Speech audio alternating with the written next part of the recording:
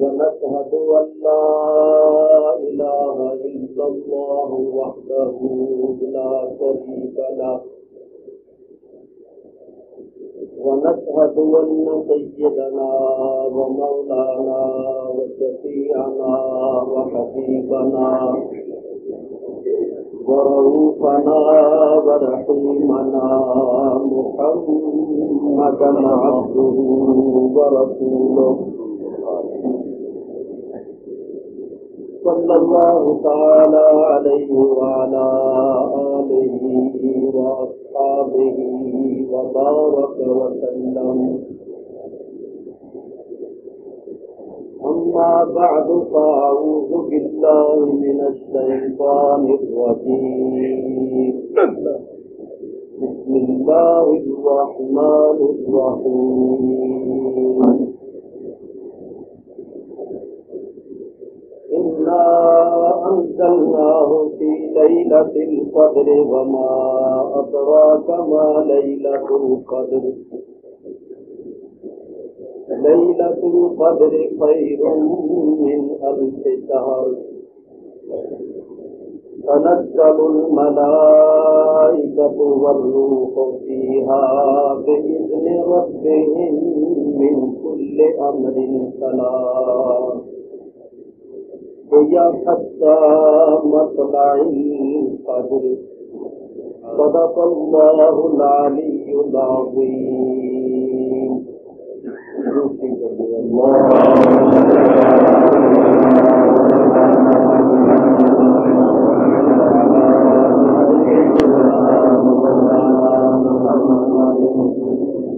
وأصحاب سيدنا ومولانا محمد وبارك وسلم.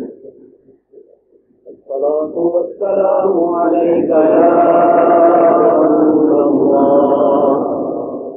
الصلاة والسلام عليك يا حبيب الله. الصلاة والسلام عليك يا رحمة للعالمين وعلى آلك وأصحابك يا شفيع المذنبين. حمد و ثنا کے بعد میں نے آپ حضرات کے سامنے سورہ قدر شریف تلاوت کی ہے. اس سورہ شریفہ کا شان نزول، لفظی ترجمہ اور چند تفسیری فوائد میں آپ حضرات کے سامنے پیش کرتا ہوں. آپ حضرات بڑے سکون اور بڑے اطمینان کے ساتھ تشریف رکھتے ہوئے سنیں. وما توفیقی الا باللہ العلی العظیم. اس سورہ شریفہ کا شان نزول یہ ہے، نبی کریم علیہ الصلوۃ والسلام نے اپنے صحابہ کے سامنے پہلی امتوں کے چند عابدوں زاہدوں کا ذکر فرمایا. انہوں نے بڑی بڑی عبادتیں اور زہد کیے. چنانچہ آپ نے ارشاد فرمایا کہ پہلی امتوں میں ایسے ایسے عابد و زاہد گزرے ہیں کہ انہوں نے 1000 مہینہ مسلسل دن کو روزہ رکھا اور رات کو اللہ کی عبادت کی. ان میں بعض ایسے بھی ہوئے ہیں کہ جنہوں نے دن کو روزہ رکھ کے اللہ کی راہ میں جہاد کیا اور رات کو عبادت کی. جب نبی کریم علیہ السلام نے پہلی امتوں کے عابدوں زاہدوں کا ذکر فرمایا تو سن کر صحابہ کرام کو رشک پیدا ہوا کہ 1000 مہینے کے سال بنائے جائیں تو 83 برس اور 4 مہینے بنتے. ہماری تو عمر ہی اتنی نہیں ہوتی. ظاہر ہے کہ قیامت کے دن جب اجر و ثواب ملے گا تو یہ لوگ ہم سے آگے بڑھ جائیں گے، سبقت لے جائیں گے. خود نبی کریم علیہ السلام کو بھی یہ احساس ہوا کہ پہلے لوگوں کی عمریں زیادہ ہوتی، ان کو عبادت کے لیے وقت بھی زیادہ ملتا تھا، میری امت کی عمریں کم ہیں۔ خود حضور فرماتے ہیں کہ میری امت کی عمر 60 اور 70 کے درمیان ہے۔ تو نبی کریم علیہ السلام ارشاد فرماتے ہیں کہ جب میری امت کی عمریں کم ہیں تو ظاہر ہے کہ میری امت کو عبادت کا موقع بھی کم ملے گا۔ تو کہیں ایسا نہ ہو کہ قیامت کے دن دوسری امتیں میری امت پر سبقت لے جائیں، آگے بڑھ جائیں، تو اللہ تعالیٰ نے کرم فرمایا، مہربانی فرمائی اور یہ شب قدر عطا فرمائی۔ ارشاد ہوا کہ اے میرے حبیب آپ تسلی رکھیں اور اپنے غلاموں کو بھی تسلی دیں، ہم آپ کی امت کو آپ کی طفیل میں ایک ہی رات ایسی عطا فرما دیتے ہیں جو 1000 مہینے سے بہتر۔ آپ کا امتی، آپ کا غلام اخلاص کے ساتھ اس ایک رات میں عبادت کر لے تو اس کی ایک رات کی عبادت 1000 مہینے کی عبادت کے برابر نہیں ہوگی بلکہ بہتر ہوگی، کیونکہ شب قدر 1000 مہینے سے بہتر۔ تو اب آپ حضرات اندازہ کیجئے کہ جو لوگ اپنی عمر میں 50 سال سب قدریں پالیں، ہر سال ان مبارک راتوں میں جاگیں، تو ان کے اجر و ثواب کا کیا اندازہ ہوگا، ان کے اجر و ثواب کا کیا ٹھکانہ ہے، کتنا اللہ تعالیٰ ان کو اجر و ثواب عطا فرمائے گا۔ تو اللہ تعالیٰ نے حضور علیہ السلام کی امت پر کرم کیا اور یہ شب قدر عطا فرمائی، یہ ایک رات 1000 مہینے سے بہتر۔ تو حضور علیہ السلام فرماتے ہیں یہودیوں کی مثال ایسی ہے جیسے کہ انہوں نے صبح سے لے کر ظہر تک کام کیا، صبح سے لے کر ظہر تک مزدوری کی، تو مالک نے ان کو 5 روپے دیے مثال کے طور پر۔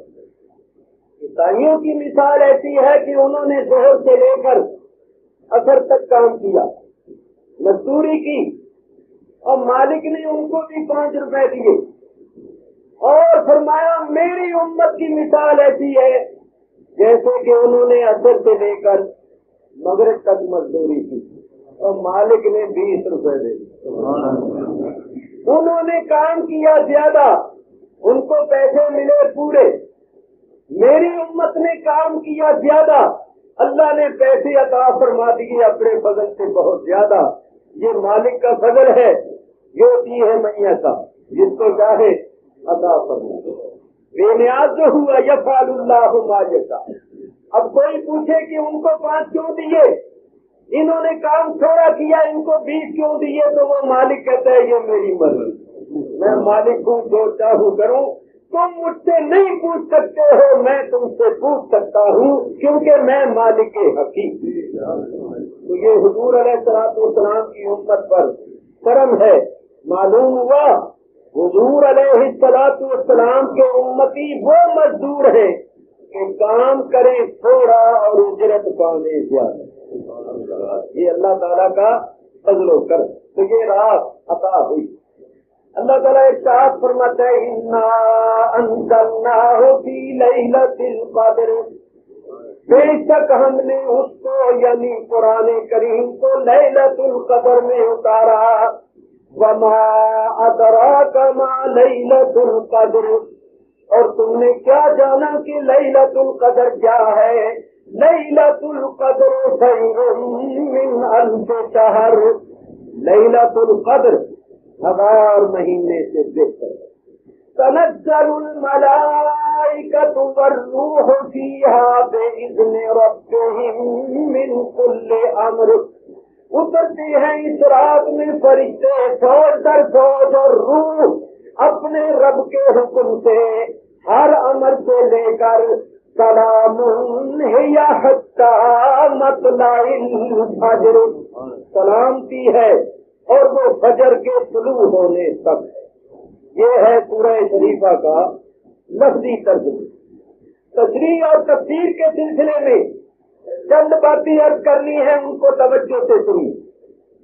فرمایا انا انزلناہ فی لیلۃ القدر، ہم نے قرآن کو لیلۃ القدر میں اتارا۔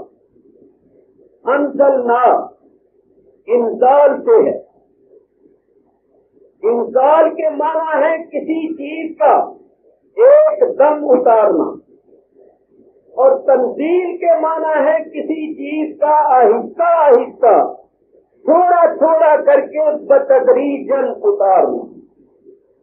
تو اللہ تعالیٰ نے دوسرے مقام پر فرمایا وَنَزَّلْنَا عَلَيْكَ الْكِتَابَ تِبْيَانًا لِكُلِّ شَيْءٍ، اے حبیب ہم نے آپ پر آہستہ آہستہ تھوڑا تھوڑا کر کے کتاب اتاری، وہ کتاب جس میں ہر شے کا روشن بیان ہے۔ انزلنا انزال سے ہے، نزلنا تنزیل سے ہے۔ سورہ قدر شریف میں فرمایا انزلنا، اور دوسری آیت میں فرمایا ونزلنا علیک، ہم نے آپ پر اس کتاب کو تھوڑا تھوڑا کر کے اتارا۔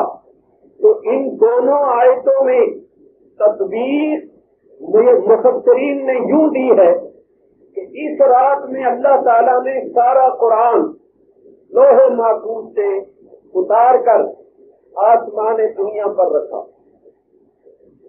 جبریل امین وہاں سے تھوڑا تھوڑا کر کے بحکم رب العالمین لاتے رہے، یہاں تک کہ 23 برس کے عرصے میں سارا قرآن ذات پاک محمد مصطفیٰ صلی اللہ علیہ وسلم پر نازل ہو گیا۔ لیکن میں یہاں ایک بات عرض کرتا ہوں، یہ صوفیانہ قسم کی بات ہے، اور اہل طریقت اور اہل تصوف کی مجلس میں کرنے والی یہ بات ہے، اس لیے میں عرض کرتا ہوں۔ دیکھیے میں یہ کہتا ہوں کہ اللہ تبارک و تعالیٰ نے سارا قرآن ایک دم بھی حضور علیہ الصلوۃ والسلام پر نازل کیا، اور تھوڑا تھوڑا کر کے بھی حضور پر ہی نازل کیا۔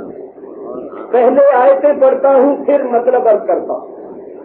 اللہ تعالیٰ ارشاد فرماتا ہے اِنَّكَ لَتُلَقَّى الْقُرْآنَ مِن لَّدُنْ حَكِيمٍ عَلِيمٍ، اِنَّكَ بے شک ہے حبیب آپ، لَتُلَقَّى الْقُرْآنَ القاء کیے گئے ہیں قرآن، مِن لَّدُنْ حَكِيمٍ عَلِيمٍ، اس حکیم علیم کی طرف سے۔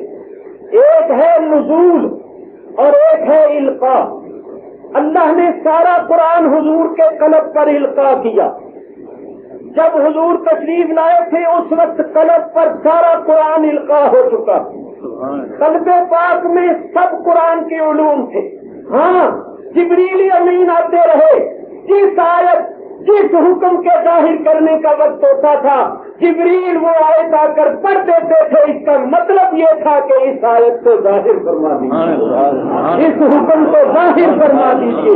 تو سارا قرآن بھی قلب پاک پر نازل ہوا، اور تھوڑا تھوڑا قرآن بھی حضور پر نازل ہوا، تھوڑا تھوڑا ہوا لوگوں کے سامنے ظاہر کرنے کے واسطے، اور سارا قرآن ہوا حضور کے علم پاک کے واسطے۔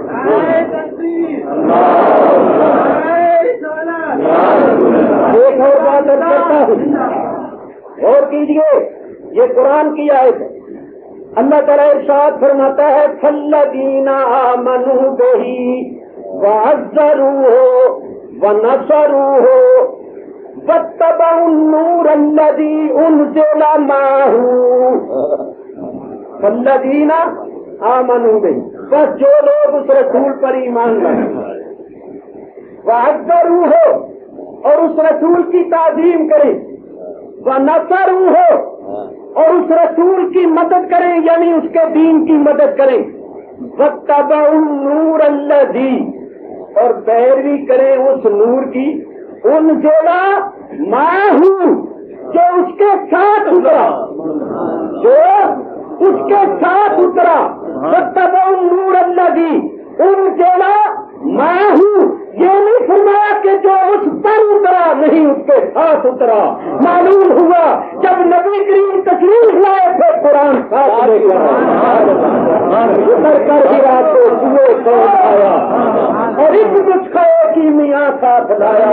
وہ قرآن جو اس رسول کے ساتھ اترا واتبعوا النور الذی انزل معہ، معلوم ہوا جب رسول اللہ صلی اللہ علیہ وسلم تشریف لائے تھے قرآن بھی ساتھ ہی آیا تھا. یعنی قرآن قلب میں ساتھ لے کر آئے تھے، بعد میں جبریل آتے تھے اور جس حکم کے ظاہر کرنے کا وقت آتا تھا وہ آ کر آیت پڑھ دیتے تھے، رسول اللہ اس کو ظاہر فرماتے.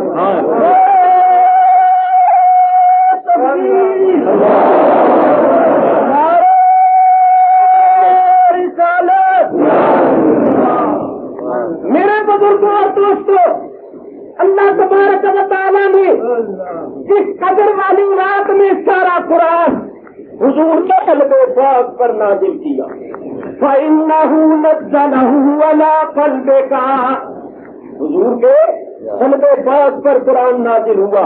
دیکھو یہاں حضور کے قلب پاک کی عظمت کا بھی اندازہ لگاؤ، ذرا غور کرو. فرمایا لو انزلنا هذا القرآن على جبل لرأيته خاشعا متصدعا من خشية الله، اگر اس قرآن کو ہم کسی پہاڑ پر نازل کر دیتے تو تم دیکھتے کہ وہ پہاڑ اللہ کے خوف سے دب جاتا، پھٹ جاتا، ٹکڑے ٹکڑے ہو جاتا. بولو اگر یہ قرآن کسی پہاڑ پر نازل ہوتا تو وہ پہاڑ پھٹتا اور ٹکڑے ٹکڑے ہوتا یا نہیں ہوتا؟ ضرور ہوتا، کیونکہ خبر دے رہا ہے اللہ، اور اللہ کی خبر کبھی غلط نہیں ہو سکتی. اللہ خود فرما رہا، کسی کا قول نہیں نقل کر رہا، خود فرما رہا ہے کہ اگر اس قرآن کو ہم کسی پہاڑ پر نازل کر دیتے تو تم دیکھتے کہ وہ پہاڑ اللہ کے خوف سے دب جاتا، پھٹ جاتا. تو یقیناً اگر یہ قرآن کسی پہاڑ پر نازل ہوتا تو وہ پہاڑ ٹکڑے ٹکڑے ہو جاتا، کیونکہ اللہ خبر دے رہا ہے اور اللہ کی خبر کبھی غلط نہیں ہو سکتی. اب میں آپ سے پوچھتا ہوں، بتائیے کہ یہ سارا قرآن حضور علیہ الصلوۃ والسلام کے قلب پاک پر نازل ہوا یا نہیں ہوا؟ سارا قرآن حضور کے قلب پاک پر نازل ہوا اور قلب پاک نہیں پھٹا، اس کے ٹکڑے ٹکڑے نہیں ہوئے، اور یہی قرآن کسی بڑے سے بڑے پہاڑ پر نازل ہو جاتا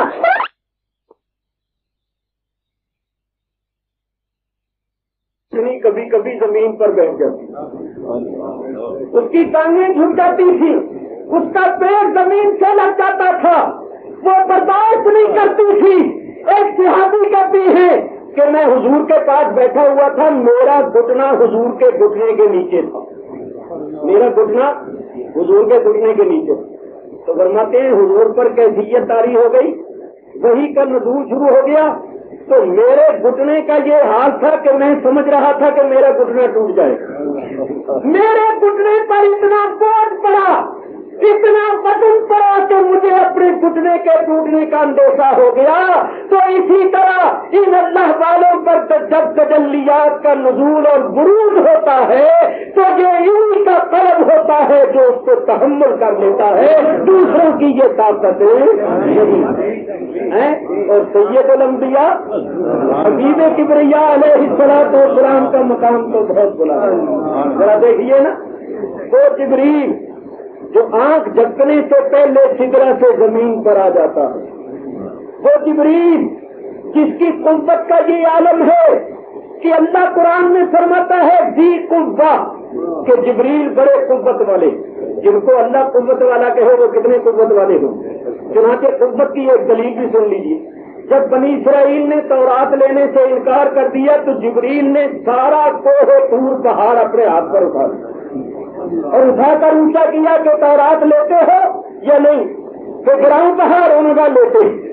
لیکن بتانا یہ ہے کہ جبریل نے پورا پہاڑ اپنے ایک ہاتھ پر اٹھا لیا. اندازہ کیجیے اس کی قوت کا. مگر یہ قوت والا جب سدرہ پر پہنچا تو کہنے لگا کہ اے اللہ کے حبیب آ کے تو جا سکتا ہے، میں نہیں جا سکتا.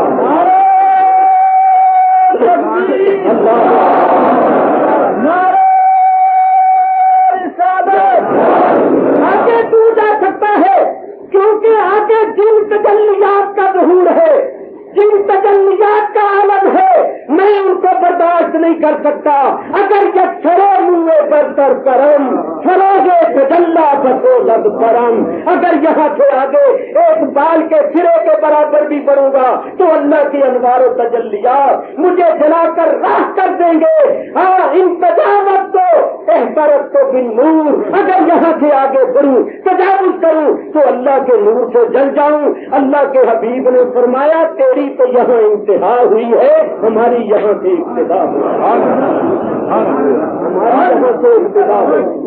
بتائیے، ان تجلیات، ان انوار میں جانا اور ان کا تحمل کرنا یہ کسی اور کا کام نہیں تھا، یہ سید الانبیاء کا کام ہے۔ آپ جانتے نہیں ہیں کہ اللہ نے ایک تجلی پہاڑ پر نازل کی تھی، پہاڑ ٹکڑے ٹکڑے ہو گیا تھا اور موسیٰ علیہ السلام بے ہوش ہو کر گر گئے تھے۔ میاں، یہ اللہ کے حبیب کا مقام ہے کہ صفات نہیں، تجلیات نہیں، عین ذات کے سامنے جلوہ گر ہے اور دور ہے۔ موسیٰ بے ہوش رب یک پر تبے صفات اور تو عین ذات می نگری کر تبسم۔ اعلیٰ حضرت امام اہل سنت مجدد دین و ملت مولانا شاہ احمد رضا قادر بریلوی رحمت اللہ علیہ فرماتے کس کو دیکھا یہ موسیٰ سے پوچھے کوئی، کسی نے بڑی اچھی تضمین کی، فرق مطلوب و طالب میں دیکھے کوئی، قصہ طور معراج سمجھے کوئی، کوئی بے ہوش جلووں میں گم ہے کوئی، کس کو دیکھا یہ موسیٰ سے پوچھے کوئی، آنکھ والوں کی ہمت پہ لاکھوں سلام، آنکھ والوں کی ہمت پہ لاکھوں سلام۔ دیکھو، ان باتوں کو وہی سمجھ سکتا ہے جس کا قلب روشن ہو، جس کے قلب کا تعلق وابستہ ہو، جس پر انوار و تجلیات کا نزول ہوتا ہو، دوسرا نہیں سمجھ سکتا۔ میں کہتا ہوں بڑے بڑے عالم نہیں سمجھ سکے کیونکہ علم تو ان کے پاس تھا مگر رابطہ اور تعلق نہیں تھا۔ چنانچہ میں آپ کو بتاتا ہوں، غار حرا میں حضور علیہ الصلوۃ والسلام تشریف لے جاتے، کئی ہفتے وہاں عبادت میں مصروف رہتے، ستو اور ایک مشکیدہ پانی کا ساتھ لے جاتے اور اس غار حرا میں جا کر کئی ہفتے مصروف عبادت رہتے۔ ایک دن جبریل امین آئے، یہ پہلی وحی ہے، پہلی مرتبہ جبریل آئے۔ جبریل نے آ کر کہا یا محمد انت رسول اللہ وانا جبریل، اے محمد صلی اللہ علیہ وسلم آپ اللہ کے رسول ہیں اور میں جبریل۔ یہ کہہ کر جبریل نے کہا اقرا، پڑھیے۔ حضور نے فرمایا ما انا بقارئ، یہ 14ویں صدی کے بعد مولوی اس کا ترجمہ کرتے ہیں کہ حضور نے فرمایا میں پڑھا ہوا نہیں، میں پڑھا ہوا نہیں، یہ ترجمہ صحیح نہیں، غلط۔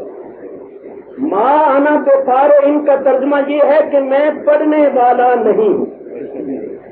قاری اس میں فاعل ہے اور قاری کا معنی ہے پڑھنے والا، اس پر ما نافیہ لگا ہوا ہے۔ ما انا نہیں ہوں میں بقارئ پڑھنے والا، یعنی تو مجھے کیا پڑھائے گا، میں پڑھنے والا نہیں، میں تو پڑھ کے آیا۔ جبریل نے کہا پڑھیے، فرمایا میں پڑھنے والا نہیں، کسی پڑھنے والے کو جا کے پڑھاؤ، میں تو پہلے ہی پڑھ کے آیا۔ اور جو مولوی ترجمہ کرتے ہیں میں پڑھا ہوا نہیں،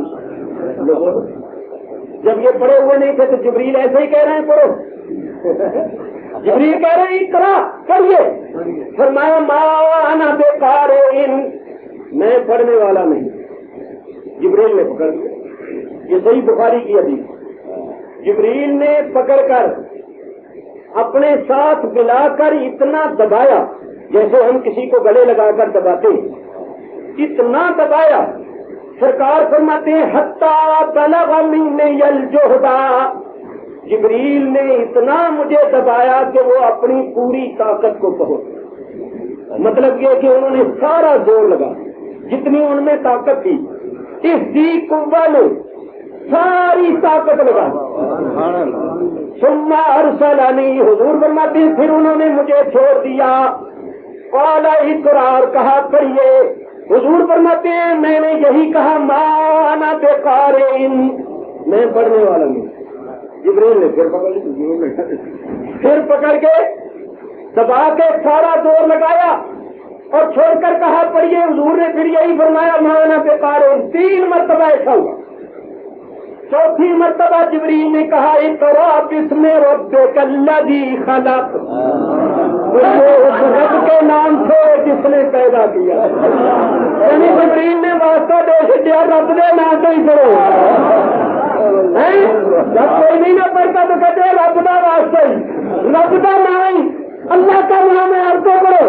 جبریل نے کہا پڑھیے اس رب کے نام سے جس نے آپ کو پیدا کیا، جو آپ کا خالق و مالک ہے، اس کے نام سے پڑھیے۔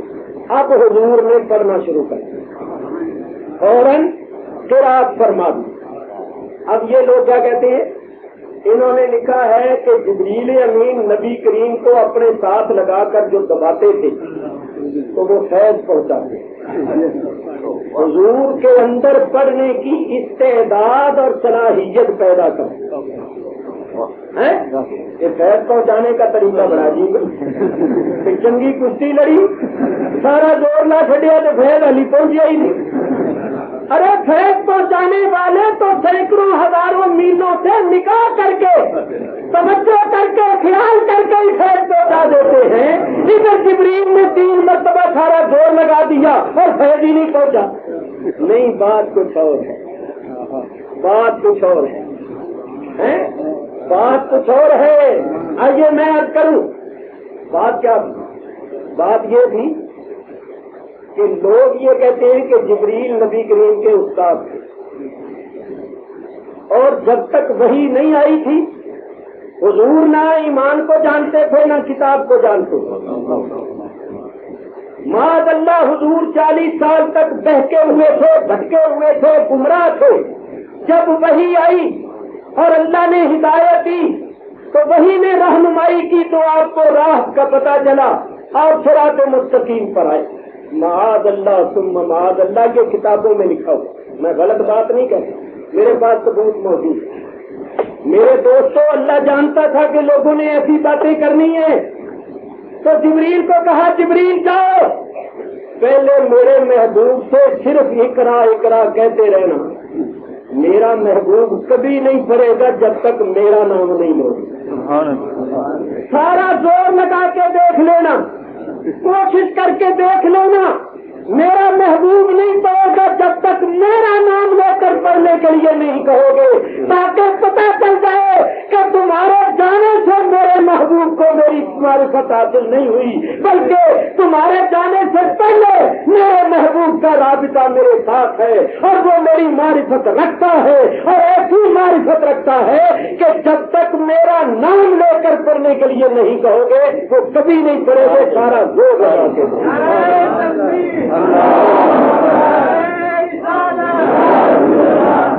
ان لوگوں کو پتہ ہی کوئی نہیں، خواجہ خواجگان اور محبوب سبحان حضرت خواجہ نظام الدین اولیاء محبوب الہی دہلوی قدس سرہ العزیز فرماتے ہیں، جب اللہ تعالیٰ نے عالم ارواح میں فرمایا تھا نا الستو بربکم، وہ فرماتے ہیں ہمیں وہ وقت یاد ہے، ہمیں وہ وقت یاد ہے، وہ آواز ابھی تک ہمارے کانوں میں گونجتی ہے۔ سب سے پہلے نبی پاک نے بڑا کہا تھا، پھر پھر حضور پہلے بلا کہے بعد میں ہم کہیں تاکہ ہمارا بلا کہنا حضور کی اتباع میں. میاں تم یہ کانوں میں گونجتی ہے سب سے پہلے نبی پاک نے بلا کہا تھا پھر حضور پہلے بلا کہے بعد میں ہم کہیں تاکہ ہمارا بلا کہنا حضور کی اتباع میں.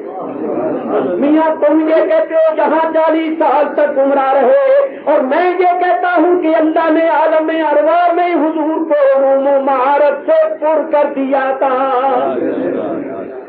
عالم ارواح میں تمام علوم و معارف اور حقائق کے عالم ہو چکے تھے. سرکار دو عالم علیہ الصلوۃ والسلام ایک عقلی دلیل بھی پیش کرو. بولیے ڈگری جو ہے ڈگری یہ تعلیم حاصل کرنے کے بعد ملتی ہے یا پہلے مل جاتی ہے؟ کبھی ایسا ہوتا ہے کہ آپ بچے کو لے جائیں اسکول میں اور اس کا داخلہ کروا دیں اور بی اے کی ڈگری تو اس کے ہاتھ میں پہلے دے دی جائے اور قاعدہ بعد میں دیا جائے کہ پرو انپڑھ. ظاہر ہے کہ پہلے تعلیم حاصل کی جاتی ہے اور بعد میں ڈگری ملتی ہے. پہلے علم دیا جاتا ہے بعد میں اس کی سند دی جاتی ہے. اب بتاؤ نبی پاک کب کے نبی حضور کو نبوت کب ملی ہے؟ تو سنو میں نہیں کہتا خود حضور کی زبان سے ہی سنو. صحابہ نے اب کیا متا وجبت لکن نبوتا حضور یہ نبوت جو ہے یہ آپ کو کب ملی؟ متا وجبت لکن نبوتا یہ نبوت آپ کو کب ملی؟ آپ کب کے نبی ہیں؟ فرمایا کن تو نبی آدم بین الروح والجسد وفی روایت کن تو نبی آدم بین الماء والطین. فرمایا آدم علیہ السلام ابھی پانی اور مٹی کے درمیان تھے. ان کا خاکی پتلا بھی نہیں بنا تھا, ان کے جسم میں روح بھی نہیں ڈالی گئی تھی, ہم اس وقت بھی نبی تھے. یہ نہیں فرمایا کہ اس وقت نبی بنے, کن تو نبی جن ہم اس وقت بھی نبی تھے. ارے بنے کب یہ بنانے والا جانے یا بننے والا جانے. تو اللہ نے نبی تو بنا دیا اتنے پہلے اور تعلیم شروع کی یہاں آنے کے بعد. یہ عجیب ہے. نبی تو بنا دیا عالم ارواح میں, نبی تو اس وقت ہی بنا دیا جب آدم علیہ السلام نبی بنے بھی نہیں, اور تعلیم یہاں آ کر شروع کی. 40 سال تک گمراہی رکھا معاذ اللہ. ارے اللہ عالم ارواح میں علم و معارف سے واقف اور علم و معارف کے عالم ہوتے. سنو حضور کی تو بڑی شان. لو تماشا دیکھو, لکھنے والے بھی انہی کے بڑے مولوی جو آج کل مخالفت کرتے ہیں, انکار کرتے ہیں, انہی کے بڑے مولوی اشرف علی صاحب تھانوی نے اپنی کتاب امداد المشتاق میں لکھا کہ جب حضور معراج کی رات تشریف لے گئے تو موسیٰ علیہ السلام سے ملاقات. موسیٰ علیہ السلام نے کہا یا رسول اللہ آپ کا فرمان ہے علماء امتی کا انبیاء بنی اسرائیل, میری امت کی علماء ربانیین بنی اسرائیل کے نبیوں جیسے ہوں گے, تو کیا آپ کی امت کے یہ علماء ہمارے جیسے ہیں؟ ہمارے جیسا علم, ہمارے جیسے معارف یہ رکھتے ہیں؟ حضور نے فرمایا بھائی وہ نبی تو نہیں ہے, میری امت کے علماء نبی تو نہیں, لیکن کیونکہ میرے علم کے وارث ہیں, میرے علم کے وارث ہیں, اور اللہ نے مجھے جو علم دیا وہ کسی کو نہیں دیا, اس بات سے علمی لحاظ سے ان کا درجہ بڑا بلند. وہ نبی تو نہیں مگر علمی لحاظ سے نبیوں جیسے. اچھا تو موسیٰ علیہ السلام نے کہا یا رسول اللہ اپنی امت کا ایک مولوی ذرا بلائیے تو صحیح, میں ذرا اس کا علم دیکھو. حضور نے عالم ارواح میں نظر فرمائی تو امام غزالی کی روح حضور مجھے بلا لی, میں حاضر. حضور نے بلا لی, امام غزالی رحمت اللہ علیہ کی روح آ گئی, سلام کیا. موسیٰ علیہ السلام نے پوچھا تمہارا نام کیا ہے؟ امام غزالی کی روح نے عرض کیا میرا نام محمد ہے، میرے باپ کا نام بھی محمد، میرے دادے کا نام بھی، پردادے کا نام بھی، نگر دادے کا نام بھی محمد ہے۔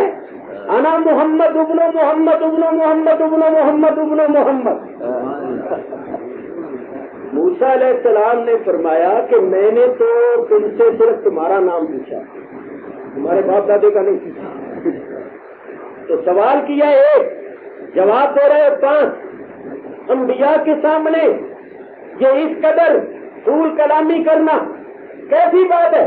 جو چیز میں نے تم سے پوچھی نہیں ہے وہ تم خواہ کیوں بتا رہے؟ میں نے تم سے صرف تمہارا نام پوچھا، تم اپنا نام بتاؤ۔ امام غزالی کی روح نے عرض کیا حضرت جب اللہ نے آپ سے یہ فرمایا تھا وَمَا تِلْكَ بِيَمِينِكَ يَا مُوسَىٰ، اے موسیٰ تیرے دائیں ہاتھ میں کیا ہے؟ تو اللہ نے تو صرف یہ پوچھا تھا تمہارے دائیں ہاتھ میں کیا ہے، اور تم نے کتنے جواب دیے؟ قَالَ هِيَ عَصَايَ أَتَوَكَّأُ عَلَيْهَا وَأَهُشُّ بِهَا عَلَىٰ غَنَمِي وَلِيَ فِيهَا مَآرِبُ أُخْرَىٰ۔ وہ اللہ نے تو ایک بات پوچھی تھی، آپ نے اتنے جواب کیوں دیے؟ آپ نے اتنے جواب کیوں دیے؟ موسیٰ علیہ السلام نے فرمایا کہ ہم جانتے تھے کہ اللہ کو سب علم ہے، مگر ہم نے اس لیے کلام کو لمبا کیا کہ ہمیں اللہ تعالیٰ سے ہم کلامی کا شرف زیادہ سے زیادہ حاصل، کیونکہ اللہ سے ہم کلام ہونا یہ کوئی چھوٹی بڑی نعمت اور سعادت نہیں۔ تو ہم اس لیے ایک جواب دیتے تو ایک ہی بات ہوتی ہے اللہ سے، ہم نے زیادہ کلام کیا تاکہ اللہ سے ہم کلامی کا شرف زیادہ حاصل ہو جائے۔ تو حضرت امام غزالی کی روح نے عرض کیا حضرت اگر آپ کا اللہ سے ہم کلام ہونا آپ کے لیے بہت بڑے شرف کا باعث ہے، تو آپ جیسے جلیل القدر پیغمبر سے میرے جیسے آدمی کا ہم کلام ہونا میرے لیے شرف اور عزت کا باعث نہیں؟ تو میں نے بھی اس لیے کلام کو لمبا کیا ہے کہ آپ کے ساتھ ہم کلامی کا زیادہ سے زیادہ شرف مجھ کو حاصل ہو۔ اب ذرا دیکھیے جواب دیکھیے ترکی بترکی۔ حضور علیہ السلام نے اپنے ہاتھ سے امام غزالی کے کندھے کو ذرا دبایا اور فرمایا اب بھی یا غزالی، اور غزالی ادب کر تو نے مناظرہ شروع کر دیا، مقابلہ شروع کر دیا، جلال والے ہیں کہیں جلال میں آ کر تھپڑ نہ مار دے، کیونکہ موسیٰ علیہ السلام بڑے جلال والے پرواہ نہیں کرتے تھے، اسرائیل آیا جان نکالنے کے لیے مار کے تھپڑ آنکھ کو تو فرمایا کہیں جلال میں آ کر کوئی مارواری نہ دے، ادب کر۔ بہت اچھا ہوگی۔ موسیٰ علیہ السلام نے کہا یا رسول اللہ آپ کی امت کے علماء تو بڑے تھے، بات نہیں کرنی تھی، ماشاء اللہ بڑا علم ہے، بڑی قابلیت ہے، اللہ اکبر اللہ اکبر۔ چنانچہ امام غزالی جب پیدا ہوئے تو وہ کندھا جو تھا نا وہ جگہ تھوڑی سی اندر گھسی ہوئی دبی ہوئی۔ کسی نے پوچھا حضرت یہ کیا ہوا؟ یہاں کیا لگا تھا؟ فرمایا عالم ارواح میں حضور نے ذرا دبایا، اس وقت نہیں بیٹھی ہوئی ہے۔ اب ذرا اندازہ کرو، اگر کہو کہ یہ بات غلط ہے تو یہ تو جھانوی صاحب پر آپ لگا دیں، میں تو صرف بیان کرنے والا۔ انہوں نے لکھا اگر غلط ہے تو یہ غلطی ان کی طرف نسبت کرنا، میں نے یہ بتانا ہے کہ موسیٰ علیہ السلام ہمارے نبی پاک علیہ السلام کی ولادت سے تقریباً 2000 سال پہلے اس وقت اللہ سے ان کی ہم کلامی ہوئی۔ امام غزالی کی روح کو اس کا علم کہ اللہ نے کیا فرمایا تھا اور انہوں نے کیا جواب۔ ابھی امام غزالی نے کتنے 100 سال بعد میں پیدا ہونا تھا، لیکن جانتے ہیں کہ میرا نام یہ ہوگا، میرے باپ کا دادے پر دادے کا نام یہ ہوگا، اور جب عالم ارواح میں حضور کے غلاموں کا علم کا یہ حال ہے تو سید الانبیاء کے علم کا کیا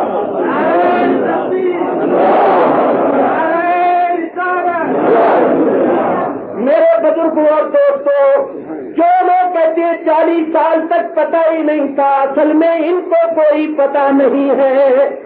یہ کہو کہ ان کو کوئی پتہ نہیں۔ سنو بات چھیڑ بیٹھا، کوئی کہے گا کہ جی ہم اس قسم کی باتوں کو نہیں مانتے کیونکہ یہ کوئی مستند بات نہیں، کسی حدیث میں نہیں، ہم تو قرآن حدیث کو مانتے۔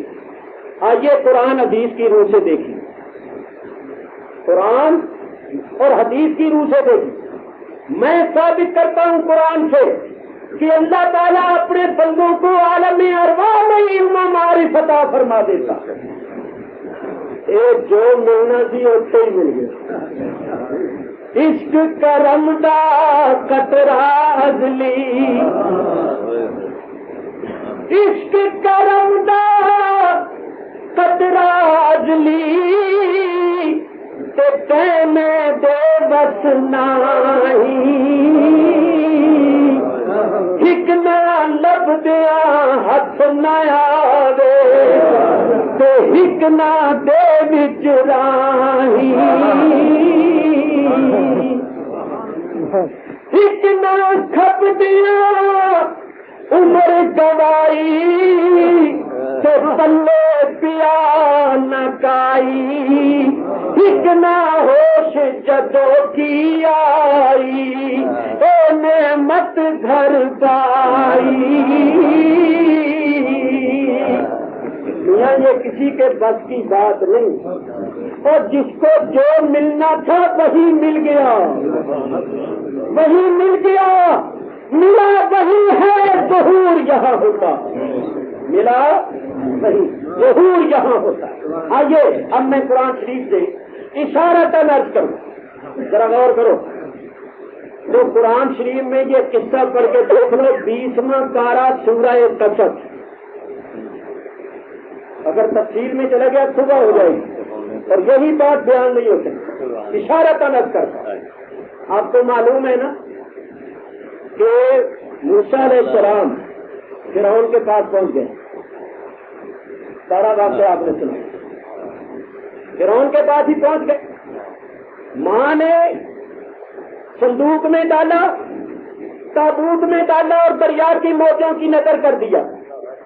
وہ تابوت فرعون کے خادموں نوکروں چاکروں نے اٹھا لیا اور فرعون کے پاس ہی پہنچ۔ مختصر یہ کہ پہلے تو فرعون کے دربار میں یہ طے ہوا کہ اس بچے کو قتل کر دیا جائے، یہ وہی ہے جس نے میری ہلاکت اور تباہی کا باعث بنا۔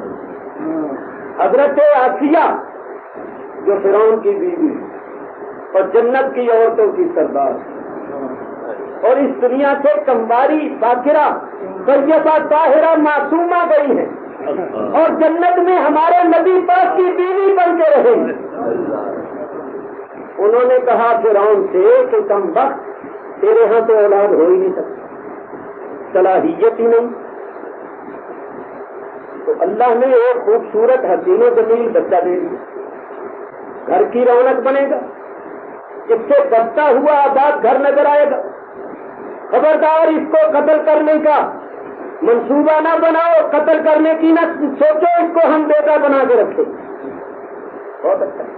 فرعون نے کہا جس طرح آپ کہیں، کیونکہ جس مرد میں ایک فطری قسم کی کمزوری ہو وہ ہمیشہ اپنی عورت کا غلام ہوتا ہے۔ تو چونکہ فرعون میں فطری کمزوری تھی، مردانہ صلاحیتوں سے محروم تھا، تو کہا جی حضور جیسی حکم ہو۔ اب سوال یہ پیدا ہوا کہ اس بچے کی پرورش کون کرے؟ کوئی ایسی عورت ہونی چاہیے جو اس کو دودھ پلائے، کیونکہ اس زمانے میں یہ ڈبوں کے دودھ نہیں تھے، نپل سپل نہیں تھے، ورنہ اتنی تجویز نہ ہوتی اور جو مسئلہ اتنا اہم نہ ہوتا۔ کسی کی ڈیوٹی لگا دی جاتی، وہ ڈبوں کا دودھ لے آتے اور گرم کر کے بوتل میں ڈال کے نپل منہ میں ڈال دیتے، دکان جل جاتا۔ اس زمانے میں یہ چیزیں تھی نہیں۔ اب سوال یہ پیدا ہوا کہ کوئی عورت ڈھونڈی جائے جو اس بچے کو دودھ دے۔ مختصر یہ کہ دودھ پلانے والی عورتیں بلائی گئی۔ ایک عورت آگے بڑی، فرعون نے کہا دیکھو میرا بیٹا تمہارا دودھ پیتا ہے یا نہیں۔ اس نے سینے سے لگایا، آپ نہیں کر۔ کتنی عمر تھی؟ صرف 40 روز، 40 روز نہیں دودھ پیتے۔ دوسری نے دودھ پلانے کی کوشش کی، آپ منہ ہی نہیں کرتے۔ جتنی عورتیں تھیں سب نے کوشش کی، آپ منہ ہی نہیں کرتے، نہیں پیتے۔ کیوں نہیں پیتے؟ قرآن پڑھ کے اللہ فرماتا ہے وَحَرَّمْنَا عَلَيْهِ الْمَرَابِعَ مِنْ قَبْلُ، ہم نے تو پہلے پہلے سے ہی موسیٰ پر ان دودھ پلانے والیوں کے دودھ حرام کر دیے تھے. وحرمنا ماضی کا صیغہ حرام کر دیا تھا ہم نے علیہ موسیٰ پر المراضع ان دودھ پلانے والیوں کے دودھ کو من قبل پہلے سے ہی. ابھی عمر 40 روز وہی کا سلسلہ شروع نہیں ہوا. اللہ نے یہ گزشتہ زمانے میں پہلے سے ہی کہاں دودھ حرام کیا تھا؟ بولو عالم ارواح میں. اور کہاں کیا تھا؟ عالم ارواح میں. جو کہتے ہیں وہی کے آنے سے پہلے علم نہیں ہوتا، ان سے پوچھو تو موسیٰ علیہ السلام پر وحی کا سلسلہ شروع ہوا نہیں. تو اللہ نے کہاں حرام کیا تھا؟ من قبل پہلے سے ہی. کہاں حرام کیا تھا؟ عالم ارواح. اللہ اکبر. کسی کا دودھ نہیں دی. فرعون نے کہا کیا کرے؟ یہ قرآن شریف ہے، کسی کا قول نہیں، حدیث نہیں جس کو کوئی ضعیف ایمان والا ضعیف کہہ دے. یہ قرآن شریف ہے، کوئی اس کو ضعیف نہیں کہہ سکتا. سنو، کیوں نہیں دودھ پی؟ اگر پی لیتے تو جس کا دودھ پیتے فرعون اسی کے حوالے کر دے. اور اللہ نے موسیٰ کی ماں سے وعدہ کر دیا. کیا وعدہ کیا؟ وعدہ یہ کیا تھا انا رادوہ الیک. اے موسیٰ کی ماں، ہم اس تیرے بچے کو تیری طرف واپس لوٹائیں گے. تو پھر اللہ کا وعدہ غلط ہوگا. کسی کا دودھ نہیں پی. اللہ فرماتا ہے ہم نے پہلے سے ہی حرام کر دیا، نہیں پینا. معلوم ہوا جانتے ہیں یہی وہ عورتیں ہیں جن کا دودھ رب نے مجھ پر حرام کیا. علم تھا یا نہیں؟ اور علم نہیں تھا تو ایسے ہی منہ پھیر لیتے تھے. ماننا پڑے گا علم تھا. وہاں موسیٰ علیہ السلام کی بہن بھی کھڑی دربار میں، چھوٹی عمر. جب دیکھا کسی کا دودھ نہیں پیتے تو فرعون کہنے لگا بھائی کیا کریں گے، تو کسی کا دودھ ہی نہیں پیتے. بہن بول پڑی حل ادلکم علی اہل بیت. کہا کہ ایک اہل بیت کا پتہ میں دوں. معلوم ہوا نبی کے گھر والے اہل بیت ہوتے ہیں. لڑکی نے کہا ایک اہل بیت کا پتہ میں بتاؤں. یکفلونہ جو اس بچے کی کفالت کریں گے، اس کو پالیں گے. اور اے بادشاہ، میں کوئی غرض لالچ نہیں رکھتی، صرف نصیحت ہے، ہمدردی کے طور پر کہہ رہے ہیں. بادشاہ نے کہا جلدی بتا، جاؤ اس عورت کو لا. لڑکی بھاگی گئی. چل اماں اب تیرے چلنے کا وقت. اگر میں تفصیل سے واقعہ بیان کرتا آپ کو بڑا لطف. چل اماں تیرے چلنے کا وقت ہے. اماں کا ایمان دیکھو. فرمایا بیٹی مجھے کہیں جانے کی ضرورت نہیں، میرے رب نے مجھ سے یہ وعدہ کیا ہے کہ میں تیرے بچے کو تیرے پاس پہنچاؤں گا. ارے تکبیر،